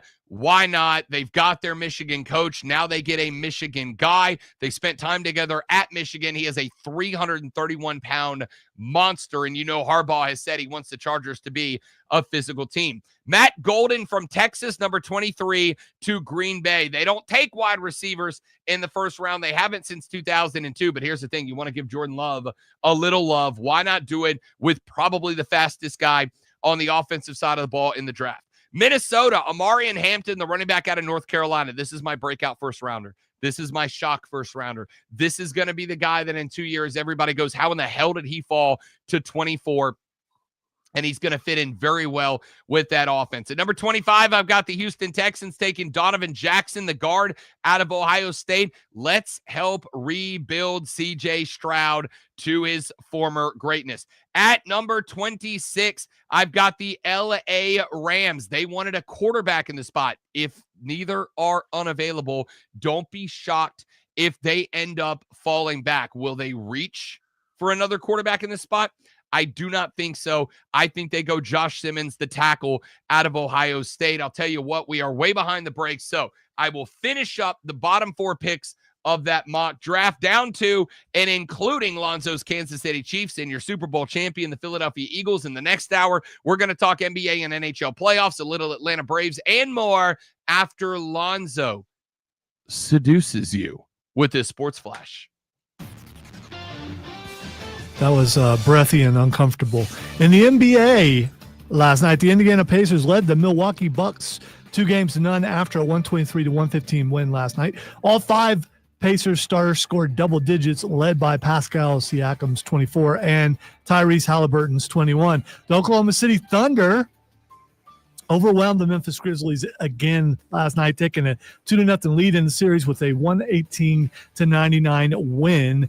Shai Gilgeous-Alexander led OKC with 27 and 9 boards, followed by Jalen Williams with 24 points. The LA Lakers leveled their series with the Minnesota Timberwolves last night with a 94-85 win at home. LeBron James had 21 with 11 boards and 7 assists, while Luka added 31, 12, and 9. The Lakers defense kept Minnesota to just 38% from the floor and 20% from range and allowed just 34 T-Wolves rebounds. Up to the minute, upstate traffic. Southbound 85 now stalls at the 101 to past 14 to Pelham Road. Construction has Highway 14 stalling from Batesville Road up to 85, and northbound 385 also plugs up from Simpsonville as you approach 85. No accidents.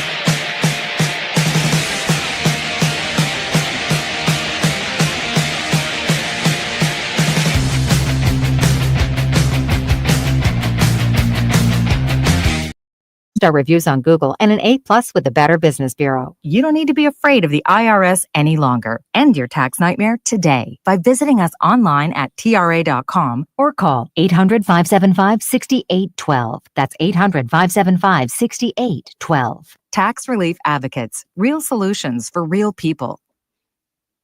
When it comes to the best sports talk anywhere, Let's get this show going, man. listen to the Fan Upstate on Odyssey no matter where you are. In the car, at home, at work. Download the free Odyssey app on your phone. Search the Fan Upstate and you're in the game. Hey, now we roll. The Fan Upstate.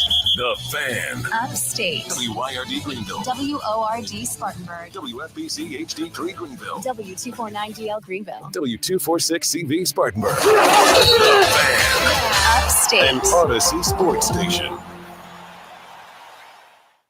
Warning. Man, check this out. You're on official Rob Brown lockdown. Represents being real. Unfiltered sports talk. Manufactured locally for the Carolinas. Lockdown. This is the Rob Brown Show. Get robbed. Only on The Fan. Upstate. Hey, Big Daddy, how you doing? Real good, buddy of the show, Corey LaJoy. Welcome back. Ladies and gentlemen, it's the Rob Brown Show. On the Fan Upstate, Rob Brown, Alonzo, and you, just a couple of crackers talking sports this early in the AM, starting off hour number 3 of the radio program. During the break, I had a buddy who texted me because we're talking NFL draft this morning. And one of the things that we are talking about in the draft this AM is wild cards. What are some of the things that could happen that could maybe throw a wrench into this? And a buddy of mine texted me a tweet that came out earlier this morning that I gave some thought to during the break. It's from Diana Rossini of The Athletic. And Rossini said in her tweet, quote, "The Giants are in an unenviable spot, and league sources I spoke to seem split on what they'll do with the number 3 pick and at quarterback." And that's interesting, Zoe, because as I said yesterday on the show, in putting together the mock draft that I put together, and I'm going to have 2 of them for you. The one that I've done this morning and the one that I will do tomorrow, which is one where I will have some swings for the fences, metaphorically speaking. I said the hardest part about this draft for me was getting past the first 3 spots, was getting past the number 1 overall to Tennessee. That one wasn't tough. That's going to be Cam Ward at this point. We're all sure of it. But then getting Cleveland and New York. And it's for similar but different reasons. I'm getting the vibe Cleveland thinks that they are indeed a quarterback away. They're not, but it feels like they think they are. And then, as I've mentioned a couple of times, when you got your owner coming out at the owners' meetings a couple of weeks ago and saying that they believe that the Deshaun Watson situation was a, quote, big swing and a miss, end quote, you wonder if they might make a pick to try to find a franchise quarterback and build around him moving forward instead of building a team and finding the franchise quarterback later. Hence the question mark about Shedeur Sanders. But the more I think about it, the more I kind of think maybe the New York Giants are kind of in a similar situation. The Giants, if we're really just looking at it on paper, they've got Russell Wilson, they've got Jameis Winston. That was 2 very interesting stories. But then let's look at the rest of this team. They've got Malik Neighbors, who, I'm starting to get maybe a little bit of locker room issue vibes around him, but he's a great player. They've got Wan'Dale Robinson. They've got Darius Slayton. That's not a bad trio of wide receivers. I think they could upgrade the running back spot a little bit. Tyrone Tracy and Devin Singletary. I think they could upgrade the running back spot a little bit. I don't think Ashton Jeanty at 3 is the pick there, but I think they could upgrade the running back spot. They're good on the defensive side of the football, specifically across the front 7, which means Abdul Carter would be an asset, ain't no doubt. But that would be a clear and obvious illustration of taking best player available over need.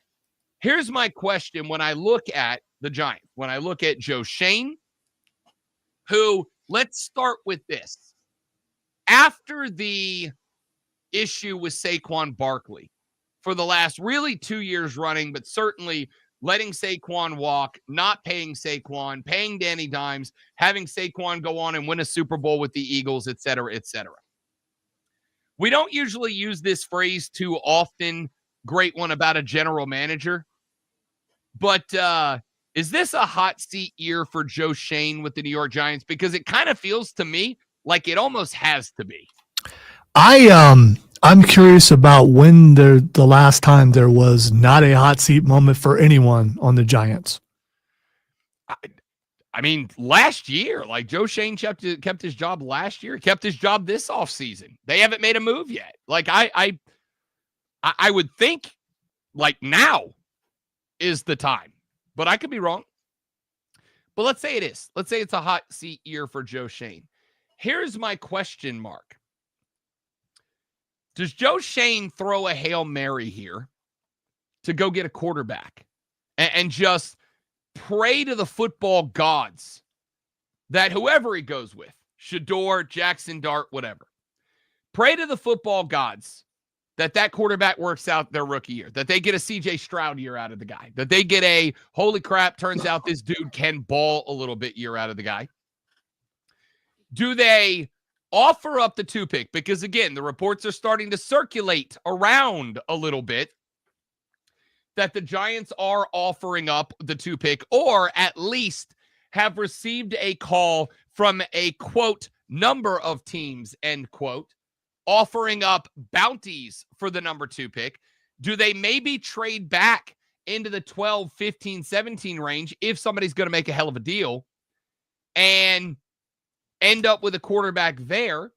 Or do they just go Abdul Carter? Because the article from Rossini has a quote that she attributes to another general manager out of the AFC that says Joe Schoen can either throw a Hail Mary and save himself or do what's good for the future of the team, end quote. And the more I think about that, the more I think Tennessee's not a wild card at 1. I guess to some degree, Cleveland is a wild card at 2 because they could go quarterback if they do like the most Cleveland thing ever and decide that, oh yeah, we're definitely a quarterback away and make the move for Shedeur. They could do something weird and be a wild card.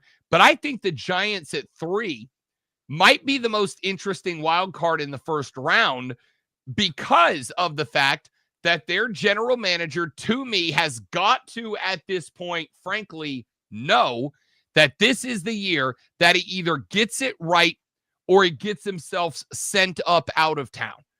And I don't know which one is the answer. I don't. I could see them going with a quarterback at 3.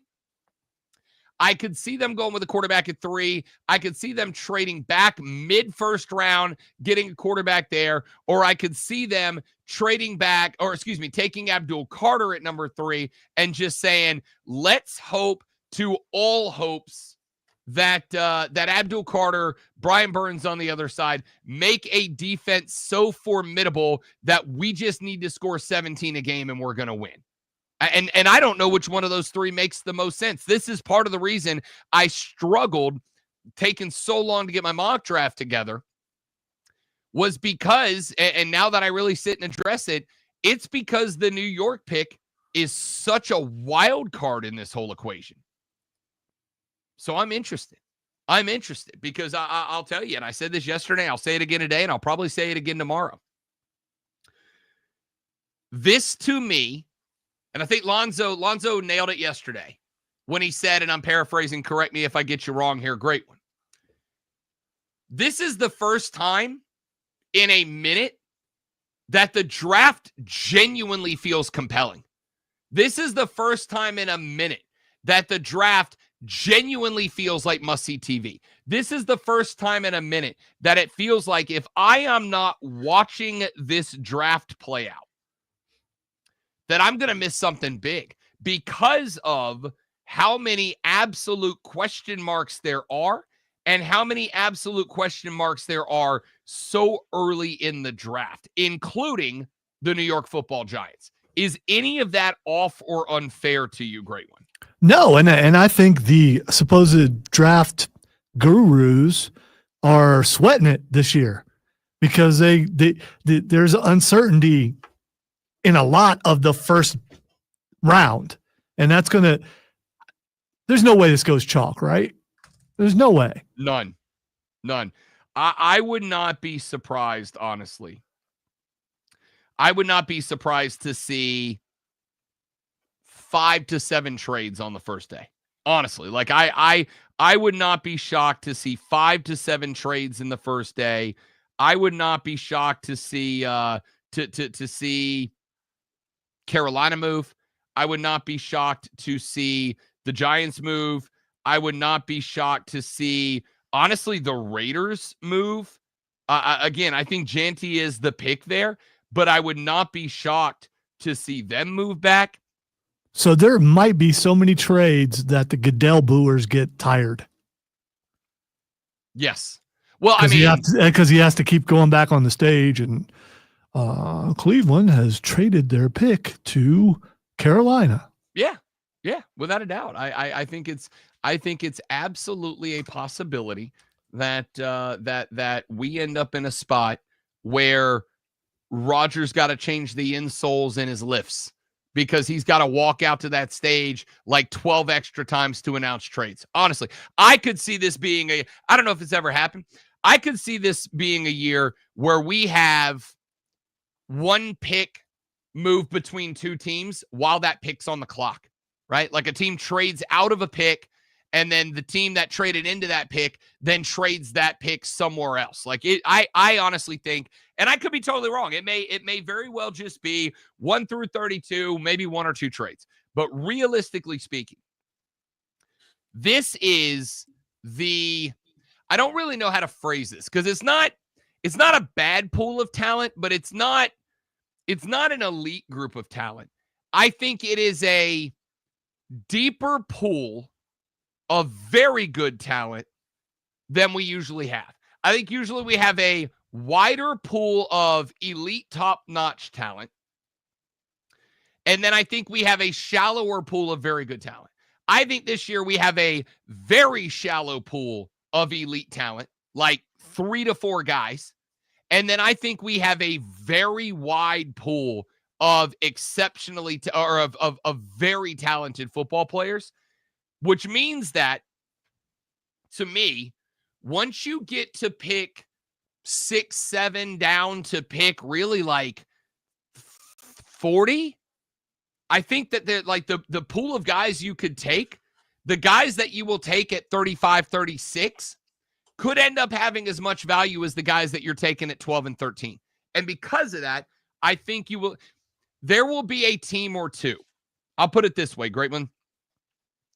I think there will be a team or two in this draft that will value the Belichickian method. I think there will be a team or two that may leave this draft with like 3 or 4 players, but end up with like 6 or 7 additional picks over the next 2 drafts. I think, you know how Belichick, it used to be frustrating. A lot of people used to talk about this.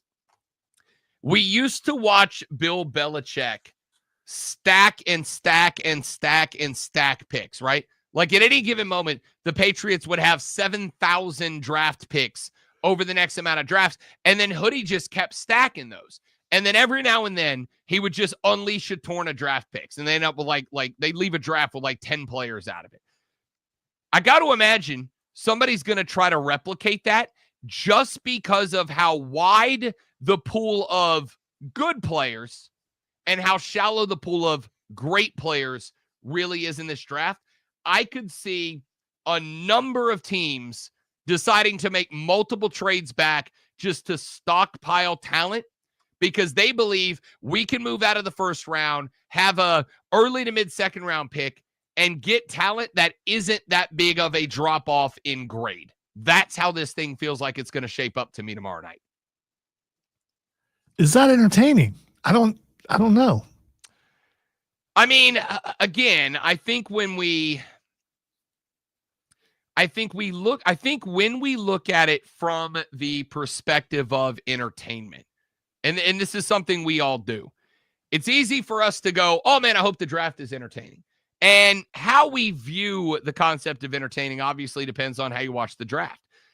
What do you define as entertaining? Do you define entertaining as there's a lot of trades and drama in the first round? Do we view entertaining as there's a couple of guys whose stock tanks and they fall down the board? Do we view entertaining as there's a number of reaches that we get to talk about the next day? Do you view entertaining as you lay your sweet little angelic head on your pillow tomorrow night and you go, we got a great player.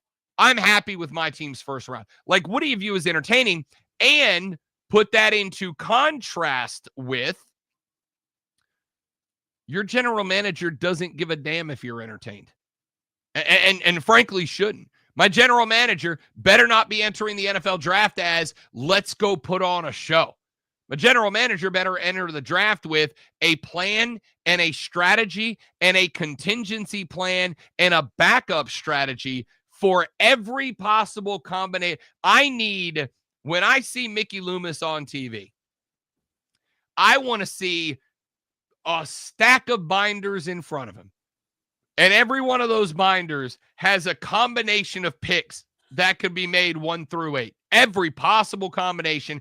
And it's like a flow chart. And when Tennessee makes their pick of Cam Ward, we go to 2, and Cleveland makes their pick, and they go Travis Henry, all those binders that tell you what to do if Cleveland goes Shador, get knocked off the table. And now I got a stack of binders that say, here's what you do if Cleveland takes Shador. Let's look at 3. And then if the Giants go Abdul Carter chalk, then all the binders that have Cleveland takes Travis Hunter and New York takes Shador Sanders get knocked off the table. And now we have binders that say, here's what you do if Cleveland takes Travis Hunter and New York takes Abdul Carter. And now we got these like a plan, a backup plan, a contingency plan, and an emergency plan in case that contingency plan fails. I don't care if I feel like I just watched the most compelling soap opera of all time. I want my team to walk out of there with a player that I go, we just got better. That's the thing. I was wondering if you watch it as a fan, because they're in the end, I mean, other drafts are pretty boring. That's why they're not really on TV. And I know the NBA. I mean, it's not like this. This is the most entertaining draft out of all the sports. There's a reason why it's in prime time. There's a reason why people watch this. And when I watch it, I'm watching for my team. I'm just wondering, are you the guy, or do we have people listening out there, or the guys that will break their TV or scream, oh my God, I can't believe you did that. That was so stupid. And I mean, obviously the team I root for has a pretty good record of getting really good draft picks, and some considered reaches, but being able to do a lot with those draft picks because of the coaching and the system and all that kind of stuff. There are so many different kinds of people watching this. What makes the NFL draft so entertaining? I mean, I think that's the answer. There's so many people watching this, and it's subjective. Here is what, to me, at the core of it, what makes the NFL entertaining. The percentage of people who watch college basketball is not high. The percentage of people who watch college baseball is not high. The percentage of people who watch college soccer is not high. The percentage of people who watch any of the other college hockey is not high.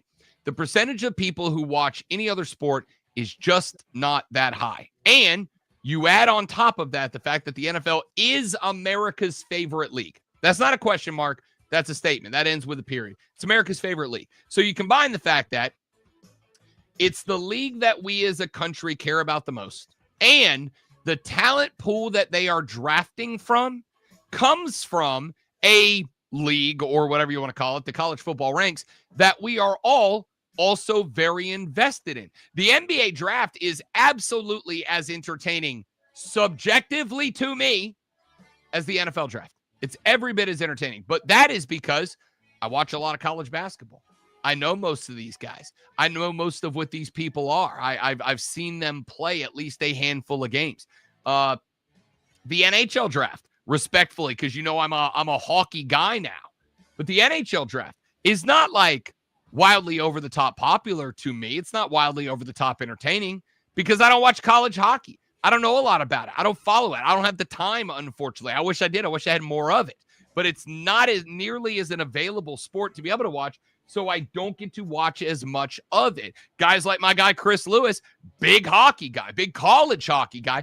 I'm sure the NHL draft is as entertaining to him as the NFL draft is to us. At the end of the day, we're just a football country. And let's be real. Football can do no wrong in our eyes. That's it. All right, let's run to a break. When we come back here in a minute, let's talk about the NBA playoffs. 3 games last night. Let's check in with those and what the Lakers did right to get back into it. More importantly, what Luka and LeBron did. We'll talk some NBA playoffs next. Rob Lonzo and you, the Rob Brown Show, the Fan Upstate. Real, unfiltered sports talk. Manufactured locally for the Carolinas. This is the Rob Brown Show. Upstate. News Talk 98.9 WORD Weather Center. Here's the Carolinas news.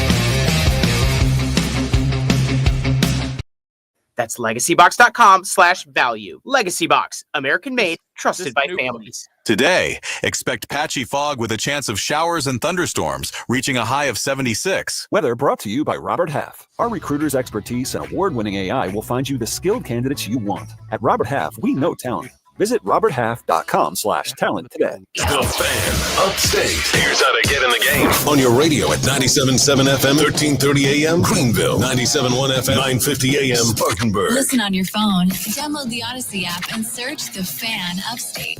There's a whole lot more to know about sound if you really want to go into the subject. Your smart speaker. Just say, play 97 The Fan Upstate. On your HD radio at WFBC HD3. There's just one more thing. And on your computer at TheFanUpstate.com. Your guide to the gridiron. The maestro of the matchups and the keeper of all things cool in the sports world. This is the Rob Brown Show. Oh, yeah. Lonzo's here, too. This is the Fan Upstate. Rolling on the Rob Brown Show here on the Fan Upstate. Rob Alonzo, the great one, a couple of dogs, and you. Welcome back to the show. Great to have you. Let's talk some. So you weren't calling me and you a couple of. You talking about the dogs that are in your room, right? Couple of dogs. We got that dog. No, I'm talking about my actual dog. There's ignore the mess. That's a room. That's the Remy dog over there. She is like me. She just wants to sleep all the time. And then I introduced the brand new pupper, Rue, R-O-U-X, because I'm just that stereotypical Louisiana kid during the break there. So yes, literally a couple of dogs hanging out with me here at the Bro Cave in the Casa de Love this AM. And fortunately doing not much more than sleeping, which is great for me. Let's talk a little National Basketball Association. 2-0.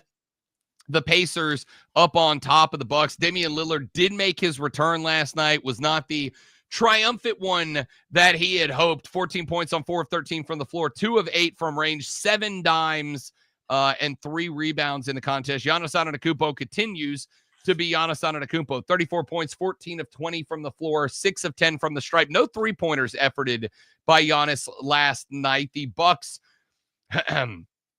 only took 35 three-pointers in the game. They ended up converting 14 of them. It was 16 of 36 from behind the arc for the Pacers. Look, we're going to talk to Hayden Ask Mario tomorrow. He's a big Sirs guy. No. It's so make that Chapin Gretchen. Yeah, it's so bad no matter what. Yeah, well, you want real bad here, Zoe. I'll give you real bad. He sent me a tweet the other day, and I'm trying to find it. He sent me a tweet the other day from the Pacers official Twitter account where they sent out a graphic that says, "Yes, sirs." Wow. What, I hate it so much. Why does that look blue? Well, I'm assuming it's coming through over the we're talking about the live stream, by the way. Those of you that aren't watching the live stream, Facebook.com/thefanupstate. It goes completely blue. It's like, wait a minute, that's not Indiana. What is going on here? They actually this year they did. In fact, I'll give Indiana credit this. I really do kind of dig their like graffiti paint splatter look. Right? Like a lot of teams have tried the paint splatter look, and I'm not always a big fan. I kind of dig the Pacers like neon yellow and electric blue paint splatter vibe. It's a good look. Very few teams can pull that off. Oregon tried it, and it's like the one thing Oregon's done out of the box that I don't like. The Sirs pulled it off, and I like that. By the way, if he can shorten it to just Sirs, can I just call them the Pays from now on? If they could just drop half their name to go with the nickname, can I just call them the Pays? Ladies and gentlemen, the Indiana Pays. I feel like I'm going to just to aggravate Mario at this point. All right. Look, at the end of the day,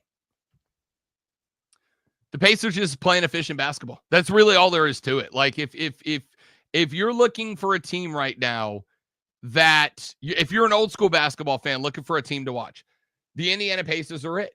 They're just efficient with the basketball. They shot just shy of 50% last night. They did lift up 90 field goals. They allowed 87 efforts. The Bucks went 44 of 87. Realistically speaking, in terms of the box score last night, everything in the box score, with the exception of the fact that the frontline starters were better, everything in the box score tells me that Milwaukee played well enough to win this game last night. But the Pacers were just more efficient. They had 8 turnovers compared to the 15 of the Bucks, and that's your ball game. That's it. They had better possessions. They had longer possessions. They brought the game to them. They took care of the basketball when they had it. That is literally the extent of this basketball game last night. You're getting, honestly, shocking value out of Pascal Siakam in this series. Tyrese Halliburton is being Tyrese Halliburton. By the way, I saw a survey, and I don't remember where it came from, so take it with the full shaker of salt. But I saw a alleged NBA player survey the other day that said Tyrese Halliburton is the most overrated player in the NBA. Tyrese Halliburton is the most overrated player in the NBA. That's the guy who didn't get to play in the Olympics, right? That is one of the players who do not get to play in the Olympics. A guy who went 8 of 19 for 35 minutes, scored 21 points last night, had 5 boards and a dozen assists. Well, if you don't play with the best of the best, that means the best of the best look at you and said overrated. So I'm gonna go with that being true. I mean, fair enough. I'm not. I completely disagree. But he's in a pretty good class of players right now. And oh, by the way, is now up 2-0 on Giannis Antetokounmpo in the NBA opening round of the playoffs. Listen, Indiana is just I'm gonna hate saying this because it is one of those things that hating ass Mario over here's about. He'll get back to me with. Look, here's how this one plays out to me. This one plays out to me as the Pacers are just, I hate that I'm going to say this. They're just pacing the game to themselves. That's it. You're playing our style of basketball. It's not going to be over the top. We're not going to try to be electrifying. We're not going to try to run you up and down the floor. We're just going to go be efficient with the ball. We're going to take good shots. We're going to have good shot selection, and we're going to make it frustrating on defense for you to get anything done. Again, I've said it a couple of times this week. I'm almost frustrated with myself with how many times that I have said this. Sometimes the game's not that hard, guys. Sometimes it's not that. Sometimes we overcomplicate things. Sometimes we overcomplicate things to an unnecessary level. And I think that a lot of people are doing just that with the Indiana Pacers. I think they're overcomplicating. The team just plays efficient basketball. That's it. Sometimes being good and playing efficient basketball will do it. 118-99, the Thunder knock off the Grizzlies. They are now up 2-0 in their series with Memphis. Another case of you got the biggest problem in athletics, boys. Sometimes the other team's just better than you are. Oklahoma City. By the way, somebody pointed this out to me on Monday, and it stuck with me ever since. Oklahoma City has, and I know it's a good offense. We all know it's a good offense. Oklahoma City, great one, had the highest accumulated point margin in NBA history. They outscored everybody else more than they were scored on at a higher proficiency rating than anybody else in the history of the NBA. That's how good this offense was this year. So we should go ahead and crown them then. No, because they are young and they've still got some spots that they got to get there. What I am saying is they're sweeping Memphis. What I am saying is I came into this saying the East is Cleveland versus Boston. Is there anybody that's pushing back from Cleveland versus Boston as your Eastern Conference Finals? I don't think there is, right? Like, I like this Pacers team a lot. I think Boston can change the game with them. Cleveland, I think I would give a shot at falling to the Pacers in round 2, but I think Cleveland's just got too much offense to overcome that. There's nobody, Knicks, Pistons, and Magic. There's nobody in the bottom half of that bracket that's going to beat the Boston Celtics. Over in the West, and I said coming into this on Monday when we started our NBA playoff preview, the only team in this bracket that cannot win the championship out of the West to me is Memphis. That's the only team that's just not good enough to do it. The Thunder certainly are. The Nuggets certainly are. The Clippers, as they showed you with the Nuggets, are. The Lakers are. The Timberwolves are. The Rockets are. And the Golden State Warriors with Jimmy Buckets on this team.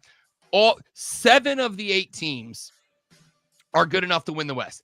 If Oklahoma City doesn't win the West this year, it will solely be because there's 7 really good teams on that side of the bracket. Like 7 really good teams, and also Memphis.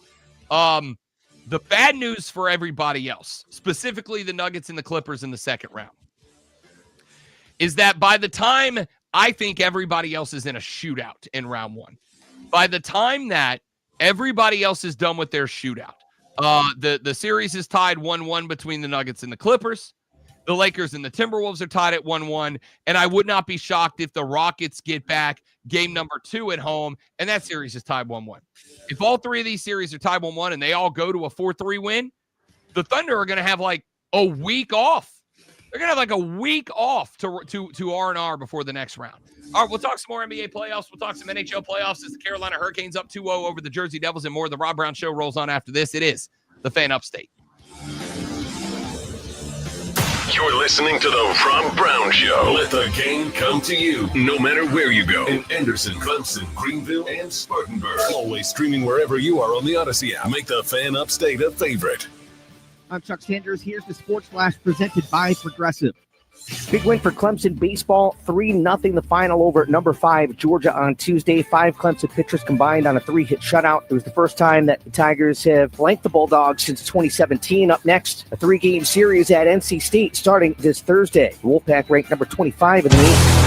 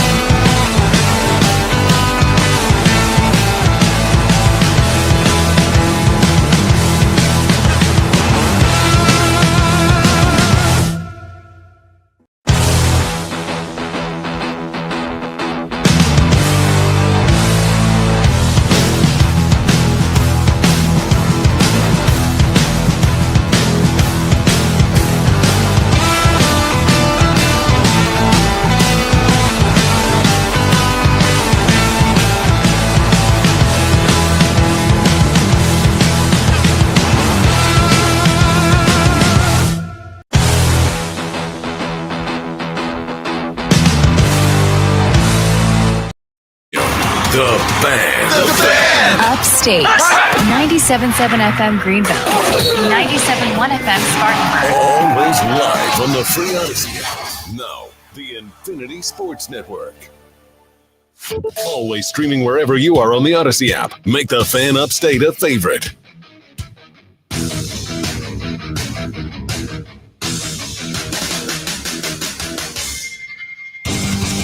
The Rose Bowl has traditionally been kicked off a little bit later on in the day. It is moving time slots. The Rose Bowl game is moving up 1 hour. It will now kick off at 4 p.m. Eastern Standard Time.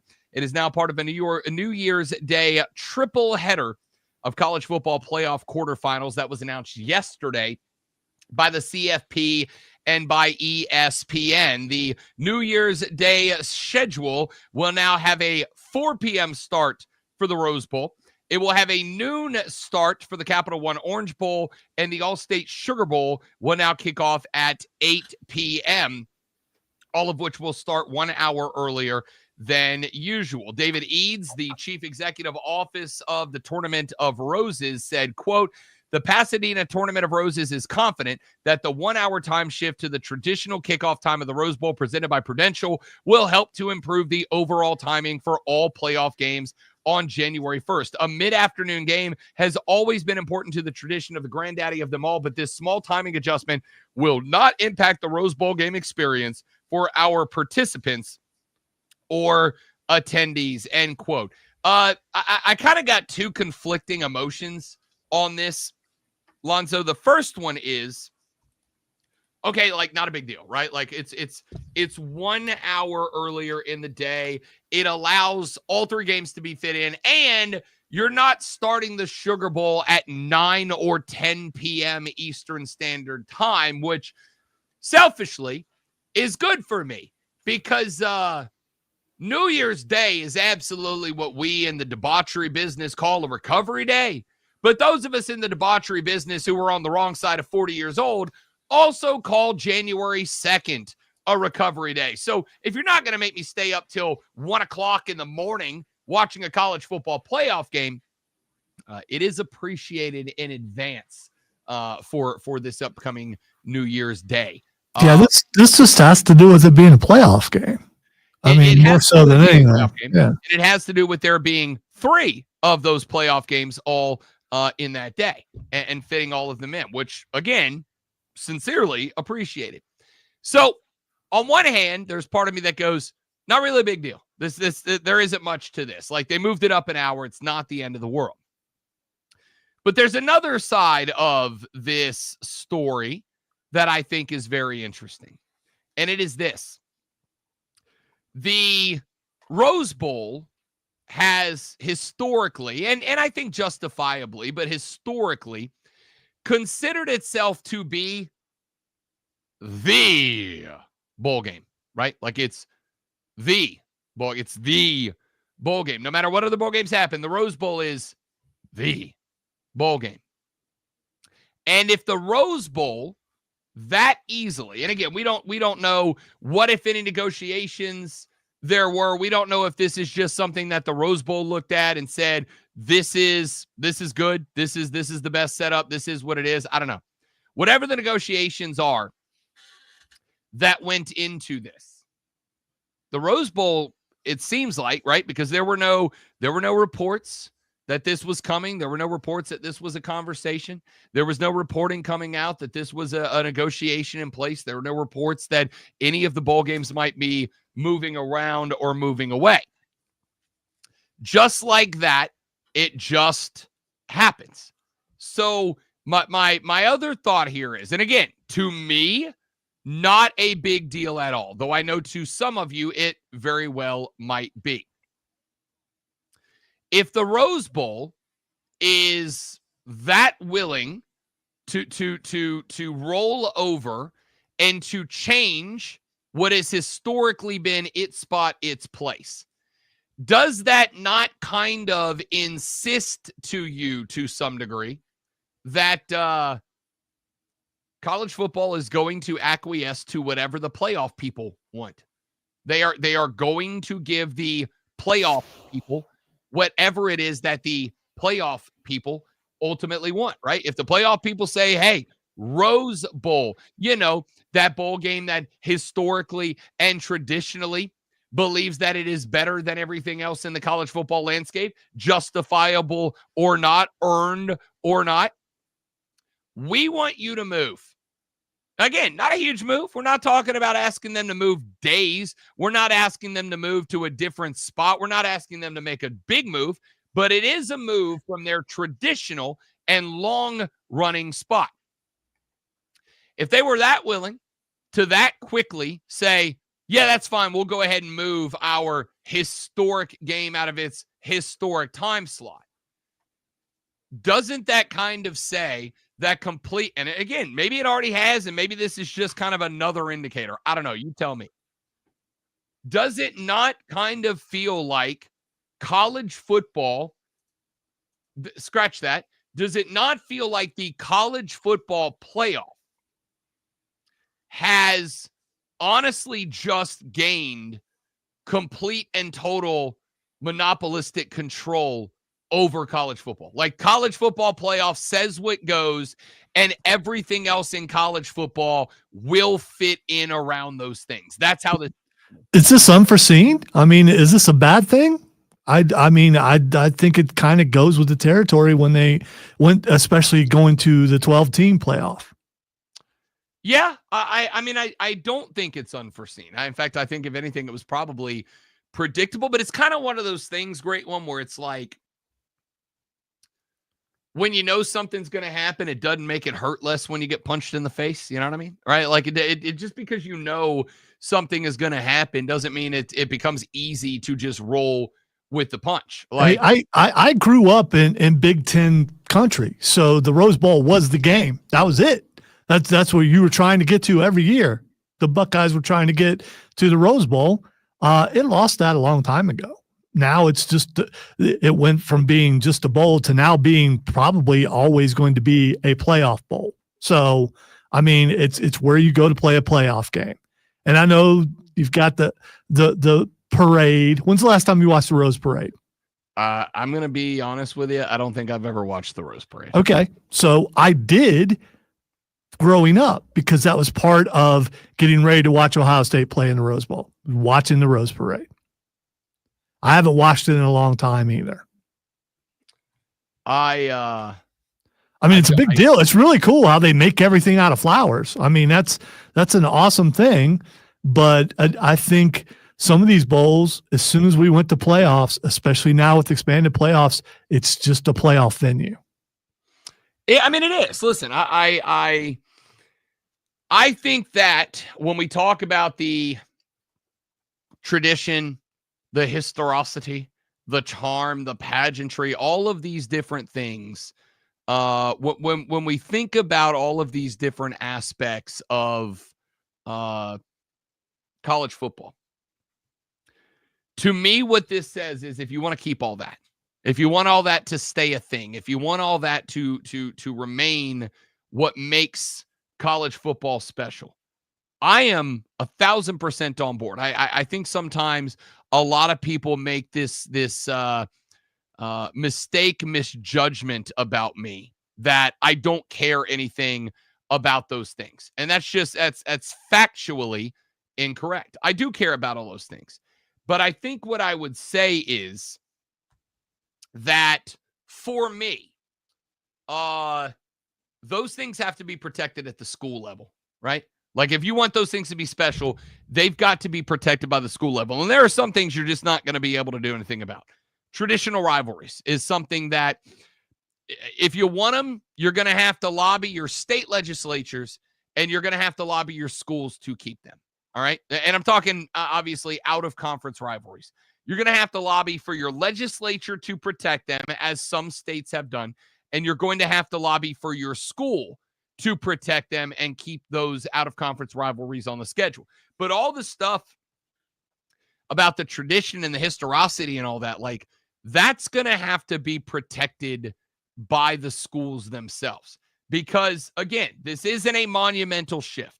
This isn't a cataclysmic shift. One of the things that I didn't think would happen but I could have seen happening was that they split up the New Year's Day bowl games, and we have like 2 playoff games a day. And 2 of those bowl games traditionally played on New Year's Day move somewhere, whether it's like January 2nd or everything shifts up a day and a couple of them go to New Year's Eve and we spread, whatever the case might be, they would spread those things out a little bit more. Instead of having 3 back-to-back triple header New Year's Day, whatever. I'm glad that it's just an hour shift. And honestly, as a resident of the Eastern time zone, I'm actually really happy they did this because, again, an 8 o'clock kick is a hell of a lot better than a 10 p.m. kick for the great one and I. But if the Rose Bowl was that willing to just say, yeah, we'll move our time, I think all it says to me ultimately, and realistically speaking, is that if the Rose Bowl is going to roll over on its traditionally, I hate talking like this because it's so damn dramatic,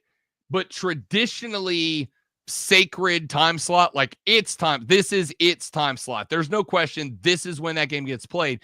If they were willing to just say, sure thing, college football playoff, you got it. We'll move for you.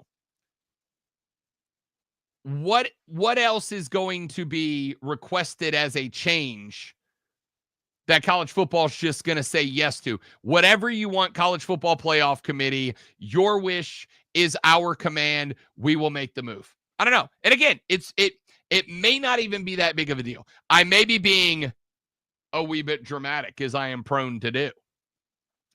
But if that's not a fight they were going to have to keep their traditional time slot in that spot, then how easy is it going to be to take a little bit more and take a little bit more? And even though this is not like one of the grand traditions in college football, the game itself is.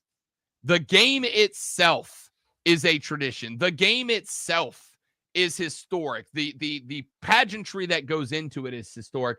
And this is why I have said for a very long time, if it is the pride and the pageantry and the tradition of college football that makes college football special, not just the game, not just the players, but the pageantry that comes with the logos on the side of the helmets and the logos in the end zones and at midfield and the songs played by the marching bands, et cetera, et cetera, et cetera. If those are the things that make college football special to you, then you had better make sure that you as fans are protecting them at your level, and you better make sure that you are asking your schools to protect them at that level, because that is the, I think, highest level of protection that those traditions and that pageantry has anymore. No one above the school, and honestly, some of the schools don't either, but no one above the school level really cares all that much about the pride and the pageantry and the tradition of all of this stuff if there's money on the table to be grabbed. That just is what it is. All right. That is 3 hours in the books. When we come back here in just a few minutes, we got one left, and it is up to you what we talk about. I have got the Hub City Spartanburger text line open at 844-326-3663. By the way, how about the Burgers getting win number 1 in the I-85 yesterday? Knocking off the Greenville Drive 1-0, a shootout.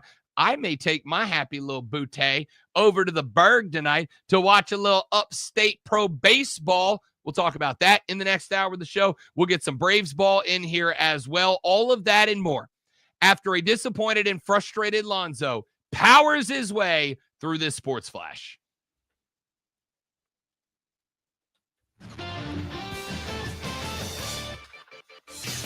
Struggle is real, yo. 4 Clemson Tiger pitchers combined for a 3-hit shutout win over Georgia at home last night, improving the Tigers to 36-7 on the season. Tigers had 7 hits on the night, including a Dominic Listy RBI triple in the second inning. Clemson opens a 3-game set at NC State tomorrow. South Carolina Gamecocks baseball team picked up a 3-2 10-inning win over North Florida yesterday, courtesy of a KJ Scobie ground rule double to center, which scored the game winner in the 10th. First extra inning walk-off win of the year for South Carolina. Speaking of the first ever game in the I-85 rivalry between the Hub City Spartanburgers and Greenville Drive went to the Burgers. A rain-delayed 1-0 shutout win. Leandro Lopez went 5 innings, striking out 8 driving batters without a walk and giving up just 3 hits. Up to the minute, upstate traffic. A crash northbound 85 before Augusta Road has traffic stalled past 185 to Highway 153. Road work has southbound 85 jammed up at the 101 to past 14 to Pelham Road. Construction has Highway 14 stalling from Batesville Road up to 85, and northbound 385 also plugs up from Simpsonville.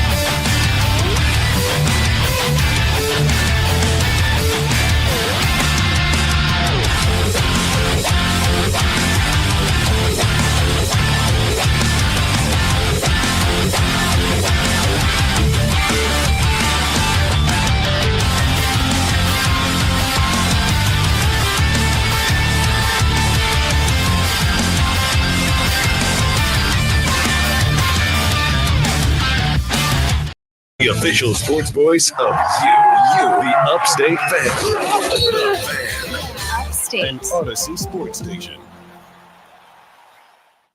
Warning. Man, check this out. You're on official Rob Brown lockdown. Represents being real. Yeah. Unfiltered sports manufactured locally for the Carolinas. Lockdown. This is the Rob Brown Show. Only The Fan. Upstate.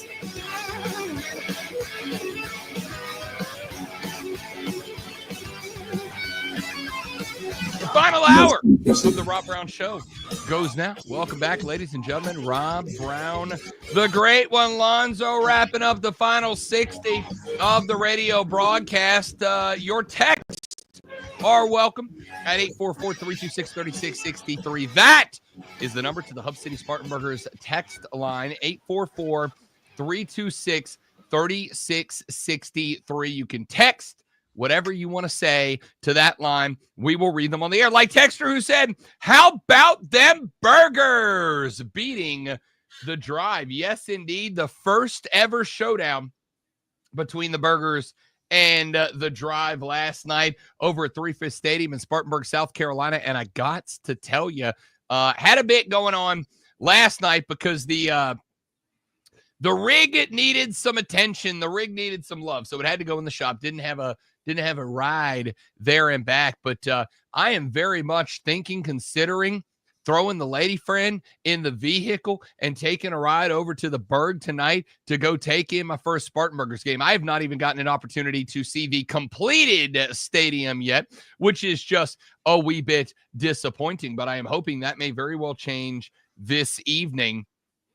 We will find out if I get the opportunity, but from what I heard yesterday was a partay, a underbet cashes for the Burgers in the Drive last night after a rain-delayed first pitch. We'll see if they can run it back again tonight. We'll keep you up to date on the two upstate professional baseball teams as we move forward. But speaking of, the Hub City Spartanburger text line open for you, 844-326-3663. Texter said, Rob, the NFL draft is interesting because it gives fans a little hope that they are just a few good draft picks away and maybe they get their guys. That's my guess. And I'm going to say that is correct. I'm going to say that is part of the reason. We were asking the question earlier. Why is it that the busiest team in the draft is going to add 8 to 9 guys? Some of the less busy teams are going to add, 4 to 7 guys to the roster. Why is it that the NFL draft is this 4-day bonanza that we all absolutely lose our minds over? And I think this texter, great one, I think this texter kind of boiled it down. At the end of the day, this draft is as exciting as this draft is. Every draft is as exciting as every draft is for one reason and one reason alone. The reason that we call it NFL Christmas. Because as of tomorrow evening, when the first pick goes out, with Cam Ward likely being the pick going to Tennessee, when the pick goes in and out, every team at that point has some reason for optimism because you don't know if you're going to stumble into a CJ Stroud. You don't know if you're going to stumble into a quarterback who's going to show up and in year number 1 is going to have an impact that is going to turn your team into a team. You don't know if with that pick, it's just a boring offensive lineman. But you never know if that boring offensive lineman is going to go on to be your Orlando Pace or your Willie Roaf. Yeah, it's just a boring defensive end pick. But you never know if that boring defensive end pick is going to end up turning into Myles Garrett. That boring linebacker pick is going to end up turning into, whoever, whatever. You just don't know. Trey Hendrickson, Michael Luke Kuechly. Luke Kuechly, exactly.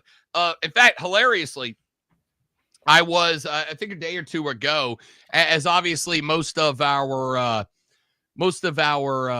sports sites on the social medias right now, they are obviously all in draft mode as we are.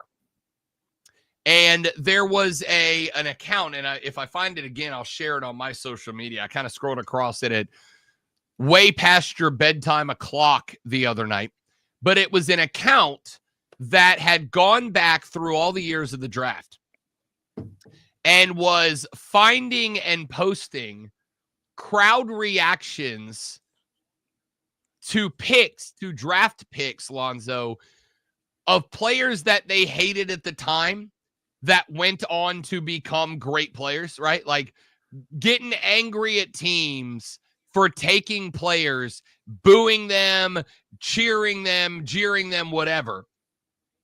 And then it was for players that went on to be great. And one of the ones that was very interesting was, and I am not saying that this was all of, I am not saying that this was a majority of, I'm not even saying it was a significant portion of, but this account had found a couple of videos of Panther fans who reacted less than optimistically about the selection, about the short white kid out of Boston College, Luke Kuechly.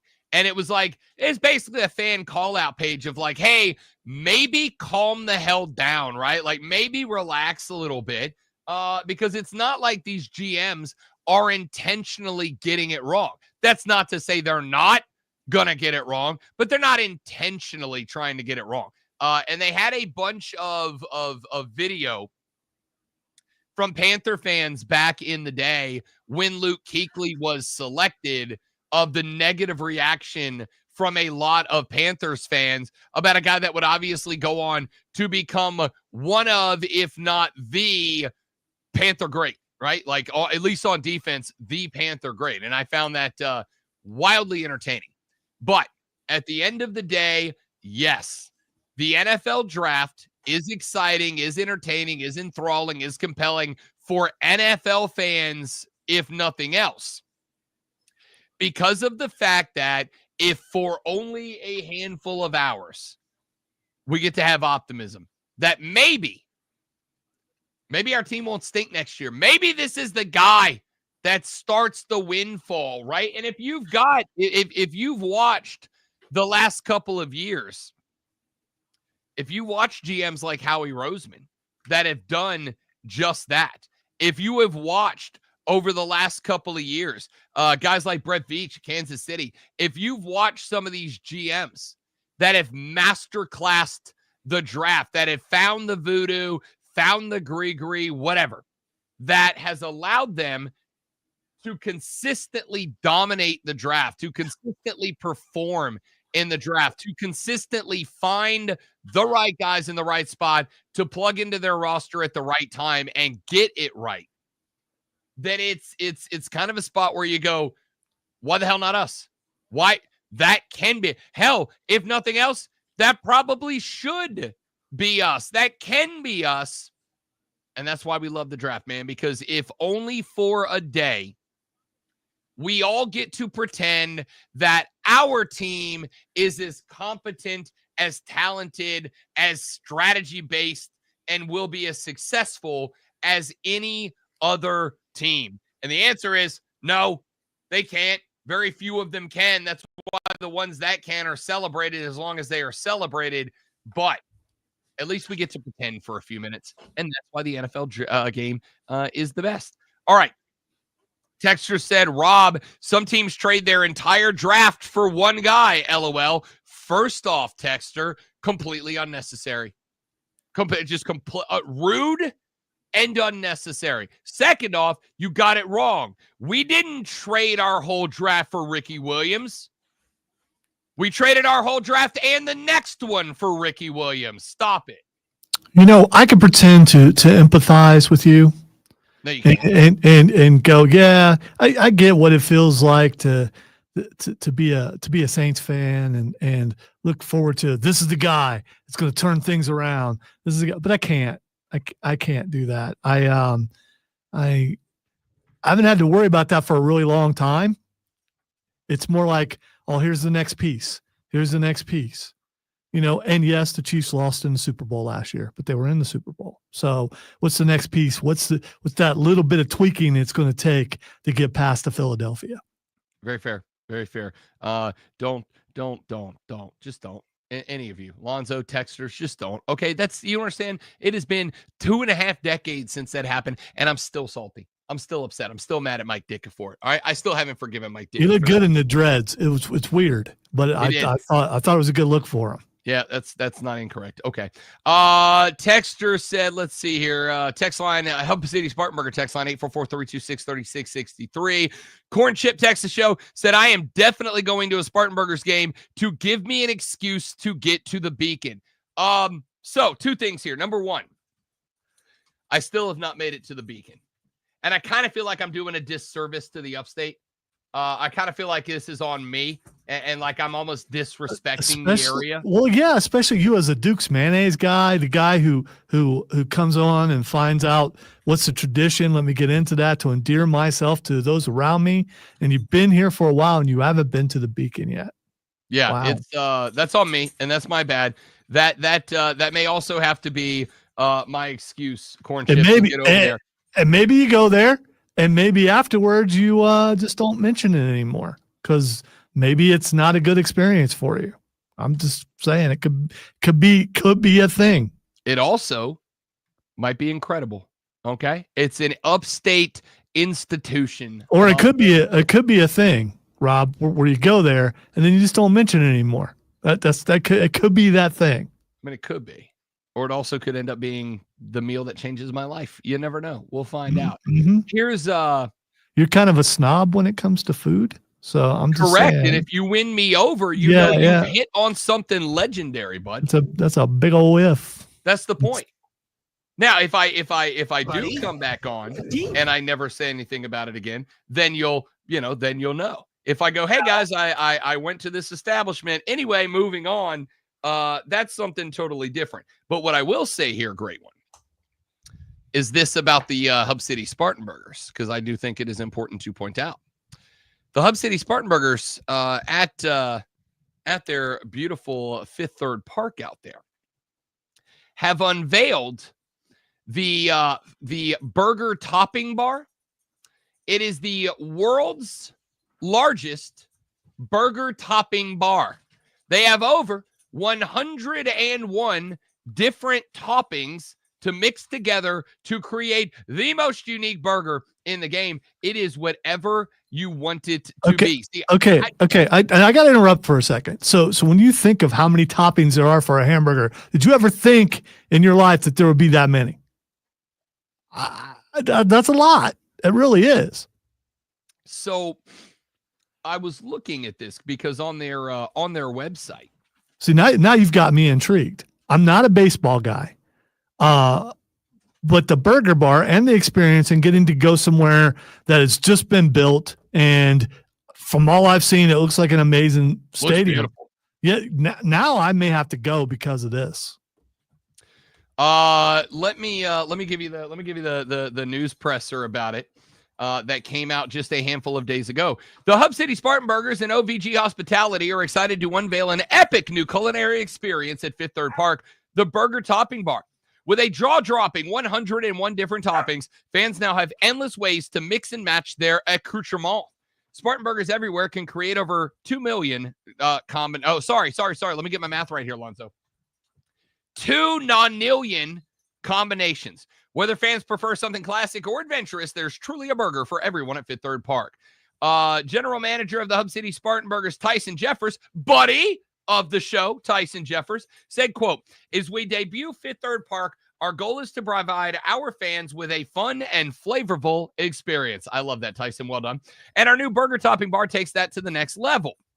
We're giving our fans the ultimate customization experience with endless ways to make their burgers unique. Whether you're enjoying a classic burger or our signature Spartan burger, every fan will be able to make their burger their own. Standing almost 18 feet tall, Located in the right field concourse, the burger topping bar allows fans 166,650 ways to customize their burger with 3 toppings. Fans can choose from a variety of burger options, including the classic hamburger, cheeseburger, veggie burger, the signature Spartan burger, which is, they're after my own heart, Lonzo.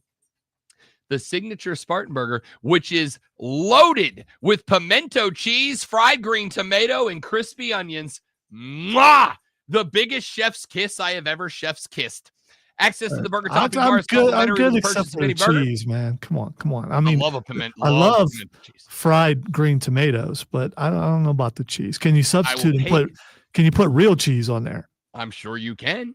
Okay, But, all right. There's a why lot of would you when selection. pimento cheese is right there, baby. Why would you not?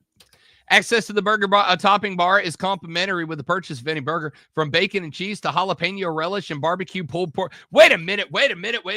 You're telling me that on the burger topping bar, barbecue pulled pork is a topping? I could just get a burger and then make it a barbecue pulled pork burger as a part of the burger bar? Spartan Burgers. Are you flirting with me right now? Are you coming on to me a little bit right now, Spartan Burgers? Because I got to tell you, I've got the vapors just a little bit. Are you kidding me? That's incredible. Lauren Matthews, GM of OVG Hospitality at Fifth Third, said, quote, "We wanted to create something that not only matched the energy and creativity of the Spartan Burgers brand, but also brought fans something they've never seen before in a ballpark. The burger topping bar is all about choice, flavor, and fun, and it's a perfect example of how food can be a highlight of the ballpark experience." Hub City broke out the burger topping bar on opening night, April 15th, when the Spartan Burgers took down the Bowling Green Hot Rods, High A affiliate of the Rays 5-3.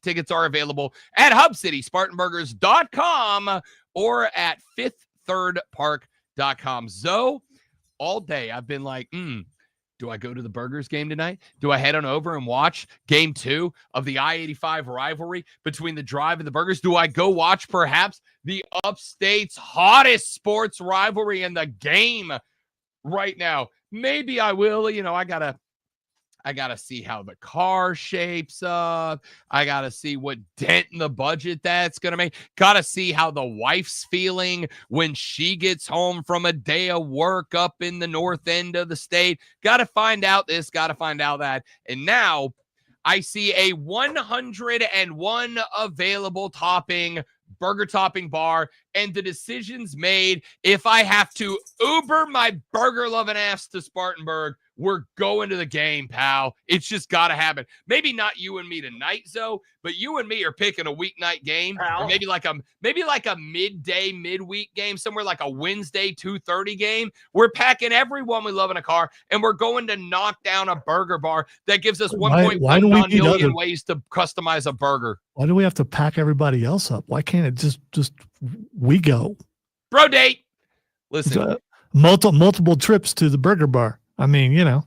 I'm gonna tell you straight up right now. I've been talking for years about undertaking the 9-9-9 challenge. 9 burgers, 9 beers, 9 dogs, 9 beers, 9 innings. I've been looking to undertake that for a while. I might just go forget the beers because I don't think I'm doing 9 burgers and 9 beers. I might knock down the 9 burger challenge. We're knocking down 9 burgers, a burger an inning, every inning for a Spartan Burgers game, and every one of them must be topped differently than the last. Oh, this is art. This is poetry. Hub City Spartan Burgers. I already liked you. You now might be my favorite team ever all time. That's just legendary. 101 different toppings, and one of them is pulled pork and pimento cheese. Are you a pulled pork burger with pimento cheese on it? I may not be able to finish this show. You're not eating 9 of those, though. Oh, God, no. Yeah. I may eat one of those and die, but I will die a fat and happy man. That's going to be, oh, man, I can't wait. Yeah. Hey, wife, I don't know if you're listening up in the north end of South Carolina, but do not make plans tonight. I just did. Are you kidding me? Oh, I'm going to be Lonzo. I might come into the show tomorrow in a wheelbarrow. You might have the elevator might be in use tomorrow morning if this plays out the way I want it to. Thank you, Spartan Burgers, a team truly after my own heart. All right, we got to run to a break. When we come back here in just a minute from right now, I watched the WrestleMania main event last night. I got caught up finally. And Zoe, I have thoughts, and you're not going to like them. I'll tell you what they are when we come back. It's Rob Brown. It's the Great One Lonzo. It's the Rob Brown Show. It's the Fan Upstate. Hey, Alexa, Google, or Siri, play 97 QC. Fan Upstate. All right, ladies and gentlemen, let me take just a moment out of your very busy day to tell you about our friends at QC Kinetics, the nation's leader in non-surgical regenerative therapy for joint pain. If you were dealing with joint pain, I know that it can be a struggle, not just because of the pain itself. The pain itself is obviously, well, a pain. That is why they call it that. It is the fact that that pain can take things away from you that you'd like not to give up. Maybe you like playing some golf with the fellas on the weekend. Maybe you like to go out on those nature walks with your girls on the weekend. Maybe you just like to be able to go out in the backyard and kick the soccer ball around with your grandkids without feeling like your legs or hips or lower back are on fire the next day. Well, QC Kinetics is here to help. They understand the cause of that joint pain. It's because the connective tissue inside of your joints, well, it wears down over time. And when you're young, your body can regenerate and replace that connective tissue. But as you age, you lose that ability. QC Kinetics serves as a metaphorical, quick, swift kick in the pants for your body and says, hey, make that connective tissue again. And it does. And the joint pain goes away, and the impact it has on your life goes away. You get your life back. And here's the beautiful part. No anesthesia, no surgery, no physical therapy, no drugs, no steroids, no downtime. You're in, you get the therapy, wango bango, back to your regular day-to-day life. Just that quickly, just that easily. Yes, indeed. This is the same same therapy that professional athletes used to fly around the globe to receive. You can now get it right here in Greenville. To learn all about the science behind QC Kinetics, go to their website at QCkinetics.com, QCKINETIX.com, or give them a buzz right now at 864-448-3772. 864-448-3772. Mention the Rob Brown Show. Get your consultation for free. Feel better, faster, naturally without surgery with our friends at QC Kinetics.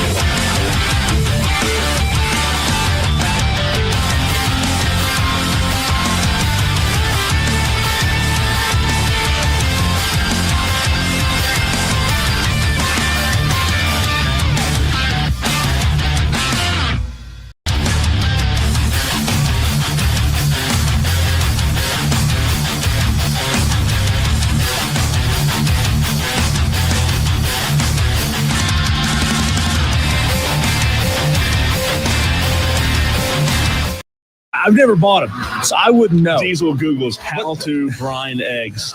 Wire to Wire with Diesel and Cole Bryson. Turn on, leave on. Afternoons 3 to 7 on the Fan Upstate. Rise and shine, sports fans. Let's drink! Grab your coffee and get a jolt of sports on the Rob Brown Show with Lonzo. Now, weekday morning 6 to 10 on the Fan Upstate. The Rob Brown Show back on your radio. The Fan Upstate, Rob Lonzo and you. I have caught up on WrestleMania, and I really just want to dial in on the main event. Obviously, tomorrow, I love you tomorrow. You're only a day away. It is not only NFL Draft Day, but it is also Fight Club with the great one Lonzo at 9:20 tomorrow morning. We'll have Rashad Beard coming by at 8:40 to talk Carolina Panthers. Lulu Kesson at 8 o'clock to talk Gamecock baseball. And Hayden S. Mario at 9 o'clock to talk NFL Draft. But 9:20, it's all wrestling. It is Fight Club. However, we've been kind of dabbling in the landscape of WrestleMania the last couple of days and continue to do so here. I watched the main event, and I really just kind of want to dial in on the main event here. So, it was bad. It was bad. This is just my own personal opinion. It was bad. It was poorly paced. It was, to me, it was just it was a cluster, as the kids say. I had a couple of problems with it. Number one, it actually felt like it was hitting a pretty good pattern there for a minute. And it felt like Cena and Rhodes were kind of getting into having a good match. And then the Travis Scott stuff started. And not only did he indeed take way too long for a moment that was supposed to feel like it had some weight, it had some importance, it had whatever to it. It took so long, it just sucked me right out of what was actually happening. Now, that's a celebrity getting involved, not necessarily understanding the intricacies of wrestling. I can live with that. Here's the bigger problem that I have with it. And it does have to do with jumping into the complaint of, okay, why did we not have The Rock there? Why was The Rock not there? Especially when... So I'm guessing you didn't look at what I sent you and the fact that The Rock echoed everything that I said yesterday, that the reason why he wasn't there is because he did want to take the shine away from the 17th win. Why tell the story that way? Why tell the story that way? Well, he also said, did you see any of what he said though? Yes. And I'm going to say it's kind of controversial. So it's bull crap damage control is what it is. That's what it is. It's bull crap damage control, in my opinion. So.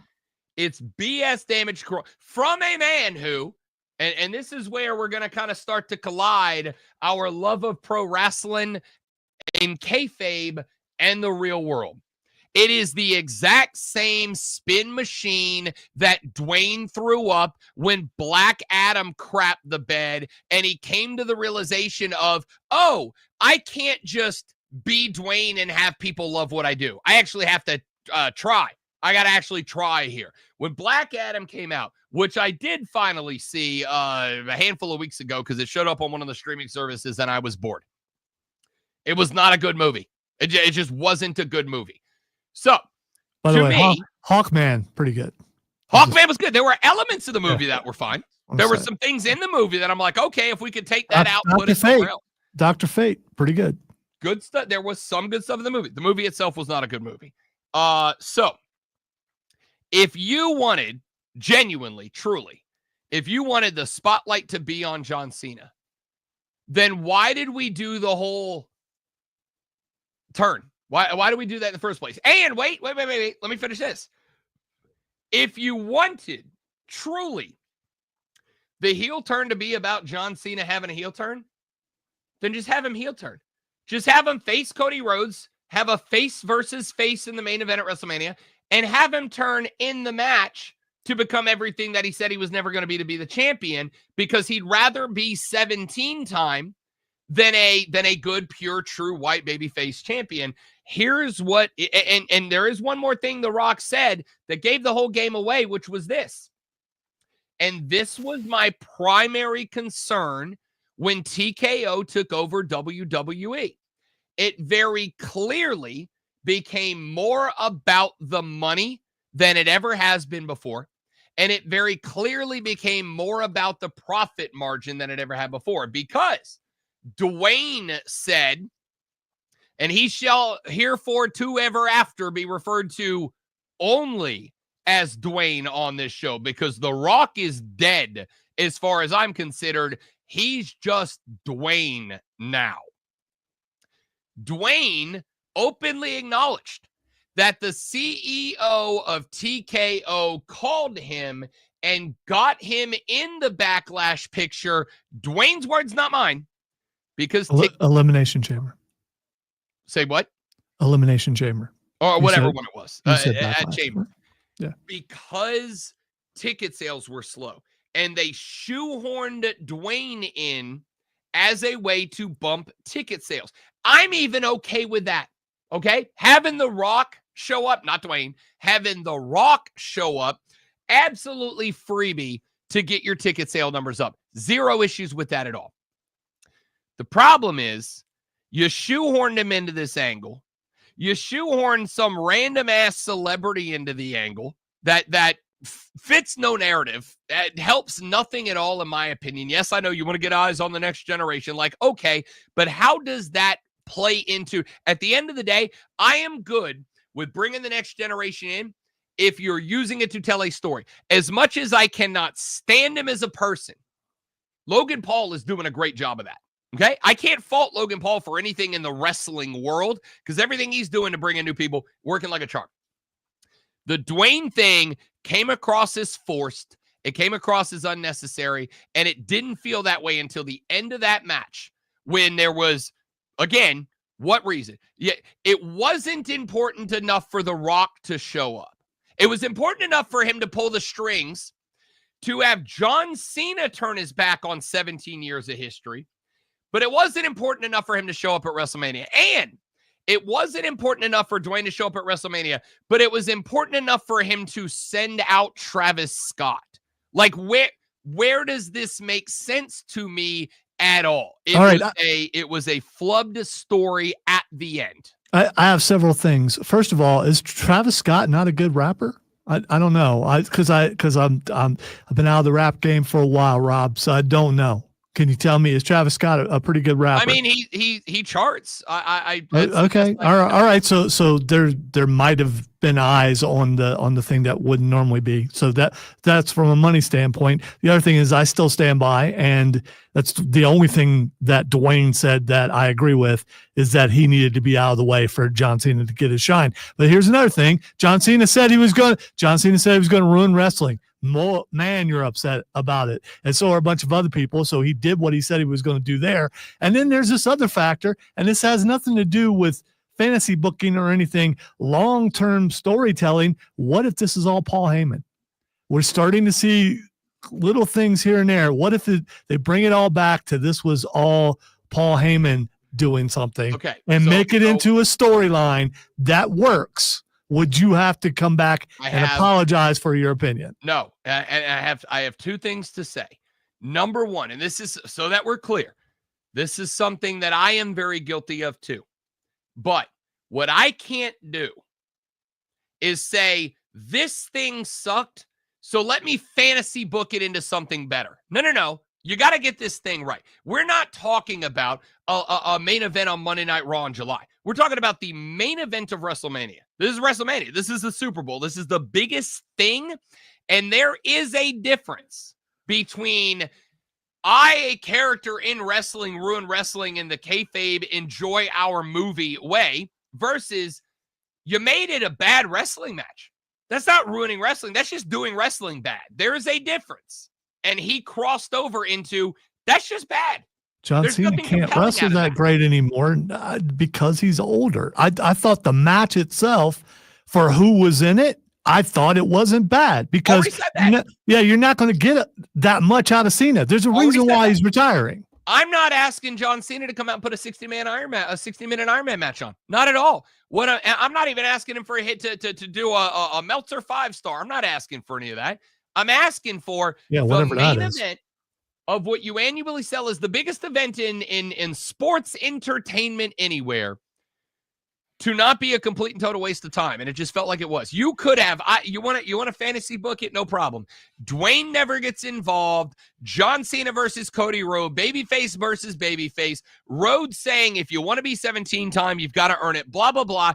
And then Cena snapping in the match and needing to beat Ric Flair so badly that he just does an organic heel turn in the match. How much more of a ridiculous reaction would that have gotten to have a babyface turn in that match from Cena instead of a weird turn with Dwayne that, by the way, still isn't explained, for then Dwayne to not show up at the match because it's not that important, but is important enough to send Travis Scott out. You know what? All you good writers out there that are so good at this, like yourself, why do you not work for WWE? I don't know why that is. Honestly, dude, like, if you think this story is good, we just have found our subjective line in the sand. Because if Dwayne can't be bothered to show up, but it is important enough to send if you wanted the shine to be on Cena, why'd you send out Travis Scott? Okay, so does that mean you're done? You're not watching anymore? No, I'm still going to watch. I've still got Monday Night Raw queued up and ready to go right after this. All right, that's pretty good, by the way. That doesn't mean I'm allowed to not be disappointed by it. It doesn't mean just because I like that. I was disappointed in a couple of Marvel projects. It doesn't mean I'm not going to see Doomsday the night that it drops. Of course I am. If it was important enough that you didn't want to take a shine off of Cena, then sending out Travis Scott makes no sense. Dwayne has sold out, not in kayfabe, in real life. And it became obvious to me last night when I watched the main event. All right, let's take a break. We'll come back. Got a few more sports stories to get before we call it a day on the Rob Brown Show in the Fan Upstate. Your AM adrenaline rush. It's the Rob Brown Show on the Fan Upstate. I'm Chuck Sanders. Here's the Sports Flash presented by Progressive. The Cardinals pounded the Braves 10-4 Tuesday in Atlanta. Nolan Gorman hit the tie-breaking. All right, no way this is real, but I just sent you something on Twitter, and I'm curious if it were real, would you do it?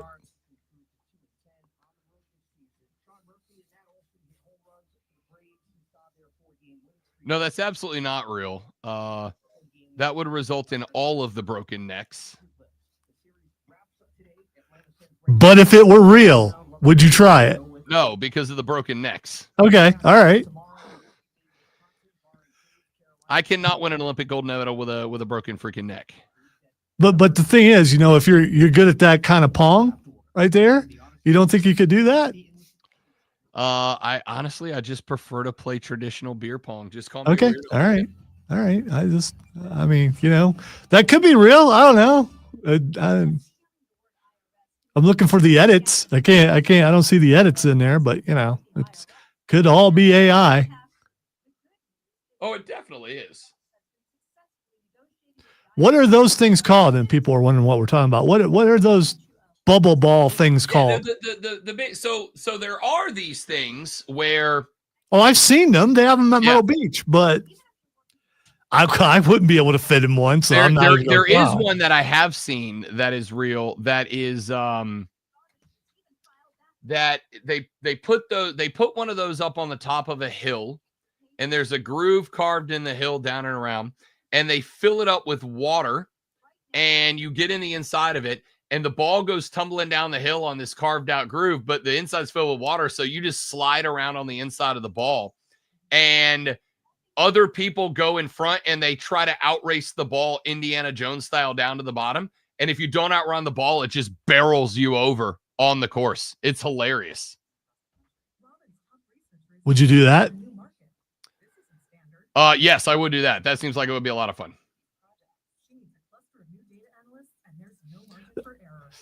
Being up close and seeing those things, they're not for tall people or fat people. So, you know. No, Sean, I did not. I don't, well, if I send it to him, I'd probably send him, you know, the proper way to do it. I don't know. You know what? You slide down 999,999 stairwells correctly in your life. Nobody cares. You slide down one the wrong way and it never goes away. Yeah, but then you quit. I mean, then you're like, you know what? So I got concussed one time. I'm done. I mean, buddy, if you wake up lightheaded and mildly concussed with your head in the lap of a stranger with no idea where you are, yeah, you're going to stop doing that activity. some people would like to wake up that way, depending on what the stranger looks like. When that kind of stranger. Okay, all right.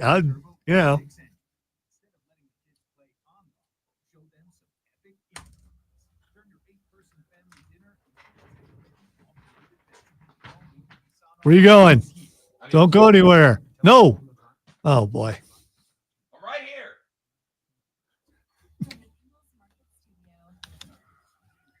Panthers, Paladins, and Rebels. Punch your ticket to the best local sports. 97.7 FM Greenville, 97.1 FM Spartanburg. Always streaming wherever you are on the Odyssey app. Upstate. Get in the game on the Rob Brown Show. Only on the Fan. The Fan. Upstate.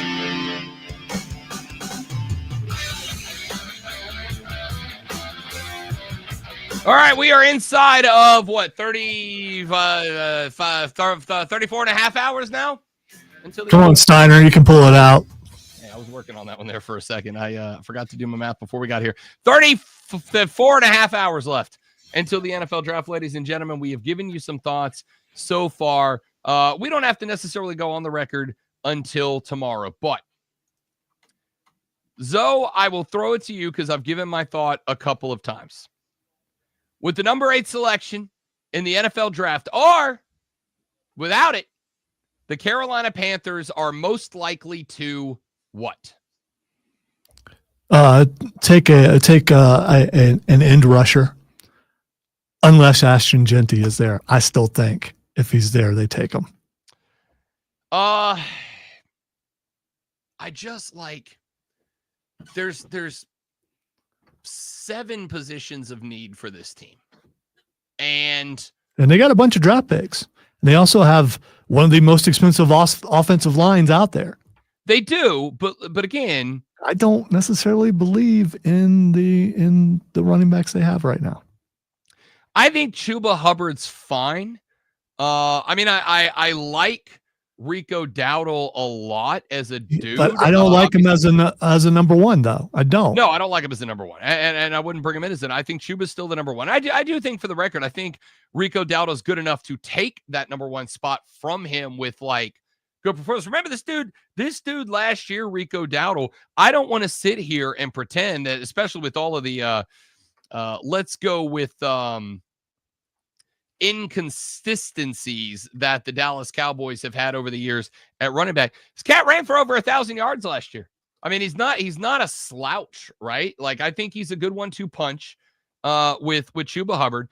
It's not that I don't think you can upgrade the running back spot, because I absolutely think you can. And hell, all right, as a Bryce Young fanboy, I would love to see them put a world-class running back behind him, especially one that can catch the ball out of the backfield. Rico Dowdle's 2 to 4 catches out of the backfield. By the way, Dowdle, hip injury in 2021, out for a good portion of the season, injured in 2022, injured in 2023. I mean, I'm not saying he's injury prone, because I don't believe he was injured last year, but first few years in the league, injury every single year. First few years in the league, and if I recall, all 3 years in college had an injury that cost him at least a handful of games. Like, yeah, so that's why I'm saying, I mean, he's good as a second back as long as he stays healthy. Sure. Chuba has never been one of the top running backs in the league to me. I agree. So, I am not disagreeing with anything. Ashton Genty could be.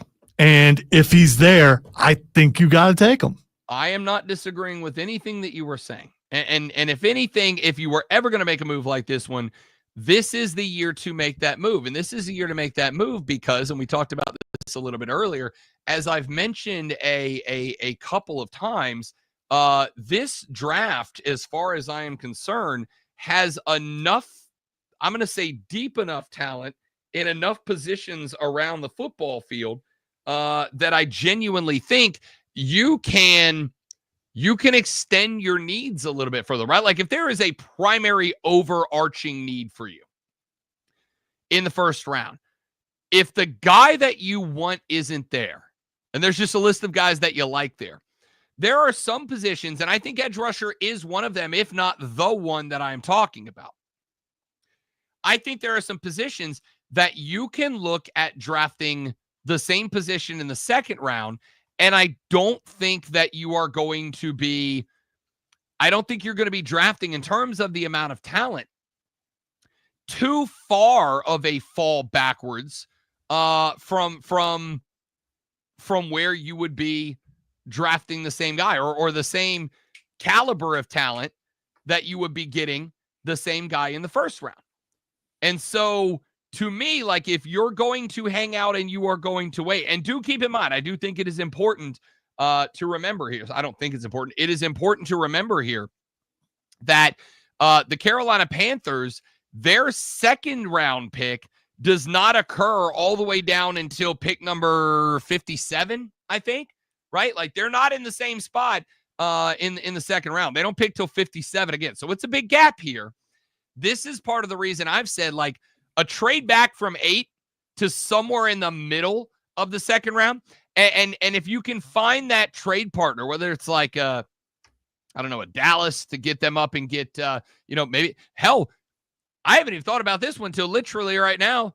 What about Dallas jumping up to 8 to get Shedeur ahead of New Orleans? Bring him in to be the Cowboys' future QB, right? Like things have clearly not gone great with Dak. Not that Dak's the problem, but it's not gone great. Why not bring Dallas? And then you just Jerry Jones isn't. He's not going to do that. He's not. Dak is his guy. Sarcastic thumbs up emoji. Because I don't know how to portray that in an audio sense. Sarcastic thumbs up emoji. Forgot to mention the eye thing. I mean that and the eyebrow. Yeah.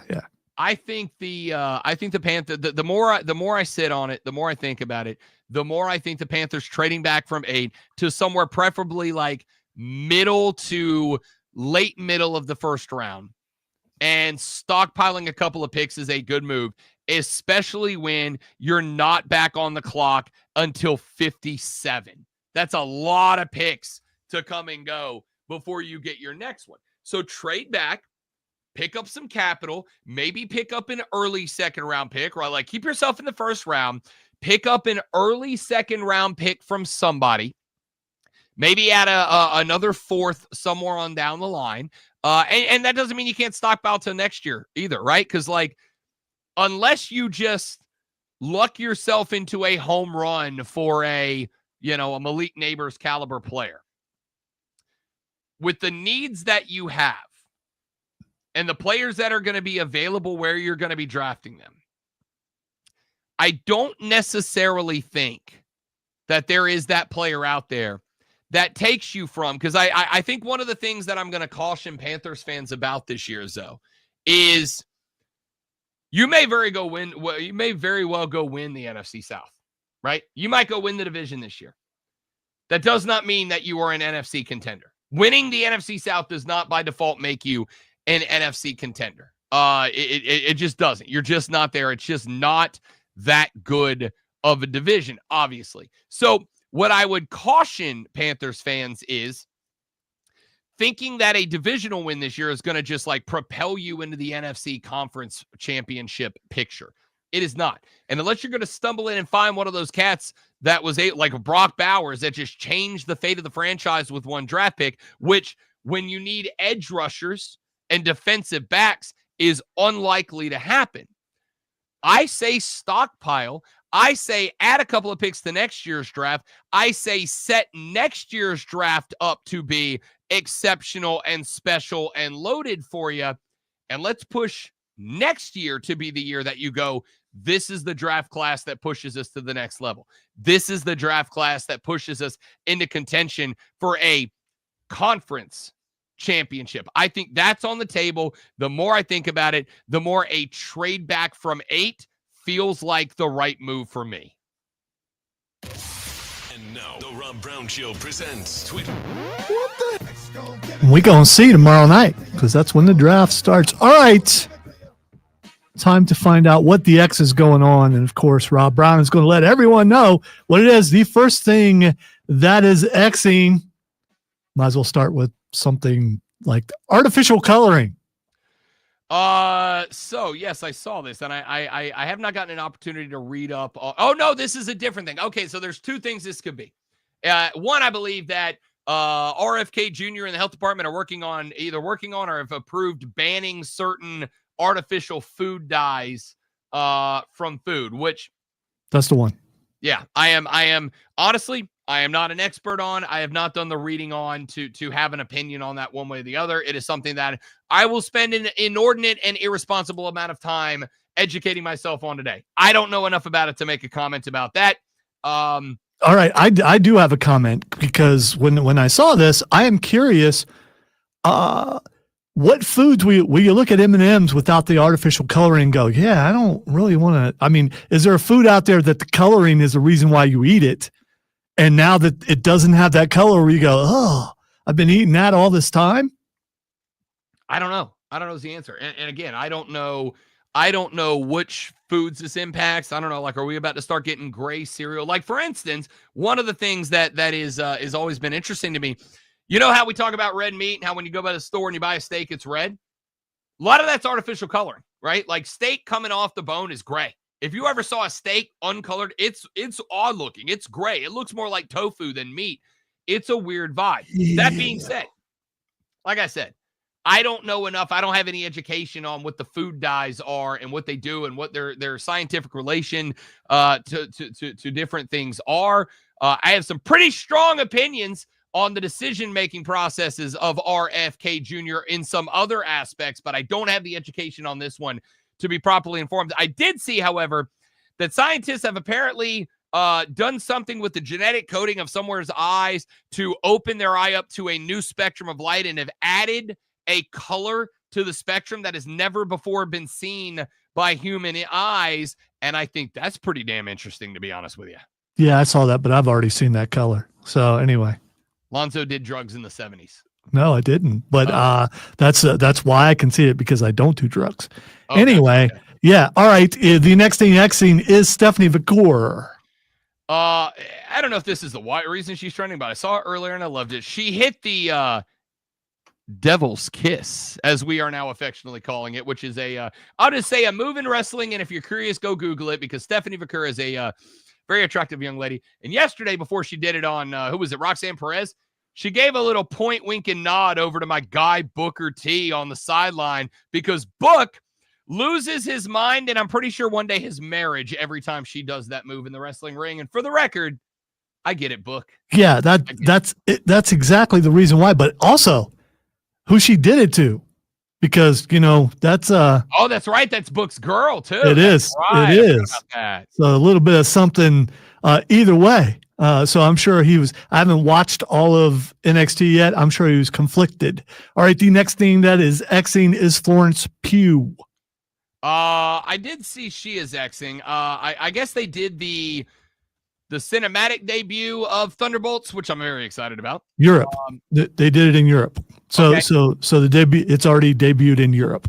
Beautiful. I'm not gonna lie. I'm actually pretty damn excited about this movie. Like, I'm genuinely excited about it. I'm interested to see where they go and how it sets up everything else. That is part of the reason she's trending. I also saw a clip where she was hilariously trying to get the attention of Pablo Pascal, who was walking by, and she totally fanned out over Pablo Pascal. And let's be honest, I also understand that, Florence. It's Pedro. Really it's about Pedro, isn't it? I don't think it's Pablo. Sorry, Pedro.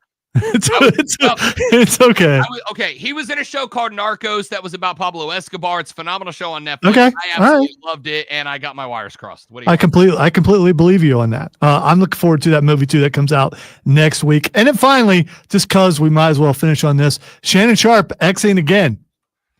Yeah, Shannon I get we're staying away from it, but at the same time. Yeah, no, I mean, it's huge in the sports world. Shannon Sharp went on his podcast yesterday and denied all of the accusations that have been made against him in a $50 million lawsuit. However, there was a bit of audio tape that was released that is reportedly Shannon Sharp saying some aggressive things towards the young lady who is his accuser. The situation's ugly and it's gross and I hate it and it's gross. And by the way, we now see who the accuser is too. I mean, I have not seen that part. Yeah. She's out there. So go look. All right. Well, That's how we're going to end it, on an absolute sad-faced walk-off. Blame me. Whatever. Thank y'all for being here. I hope you appreciate it. I'll be back in studio tomorrow. I should say, hope you enjoyed it. I appreciate it. Instead, what I said was, I hope you appreciate it.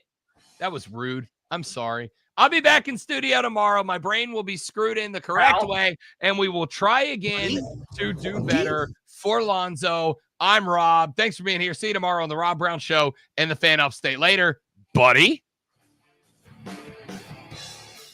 That doesn't work for me, brother. Never miss a big moment with Rewind on the Odyssey app. Relive big moments. It's Rewind on the Fan Upstate. Quickly move. We don't have much time. This Liberty ad is already almost over. All right, dudes and dudettes, that's it for us. We got to go do stuff. Appreciate you being here. You're all amazing people. Have a wonderful rest of your day. We'll see you back here tomorrow.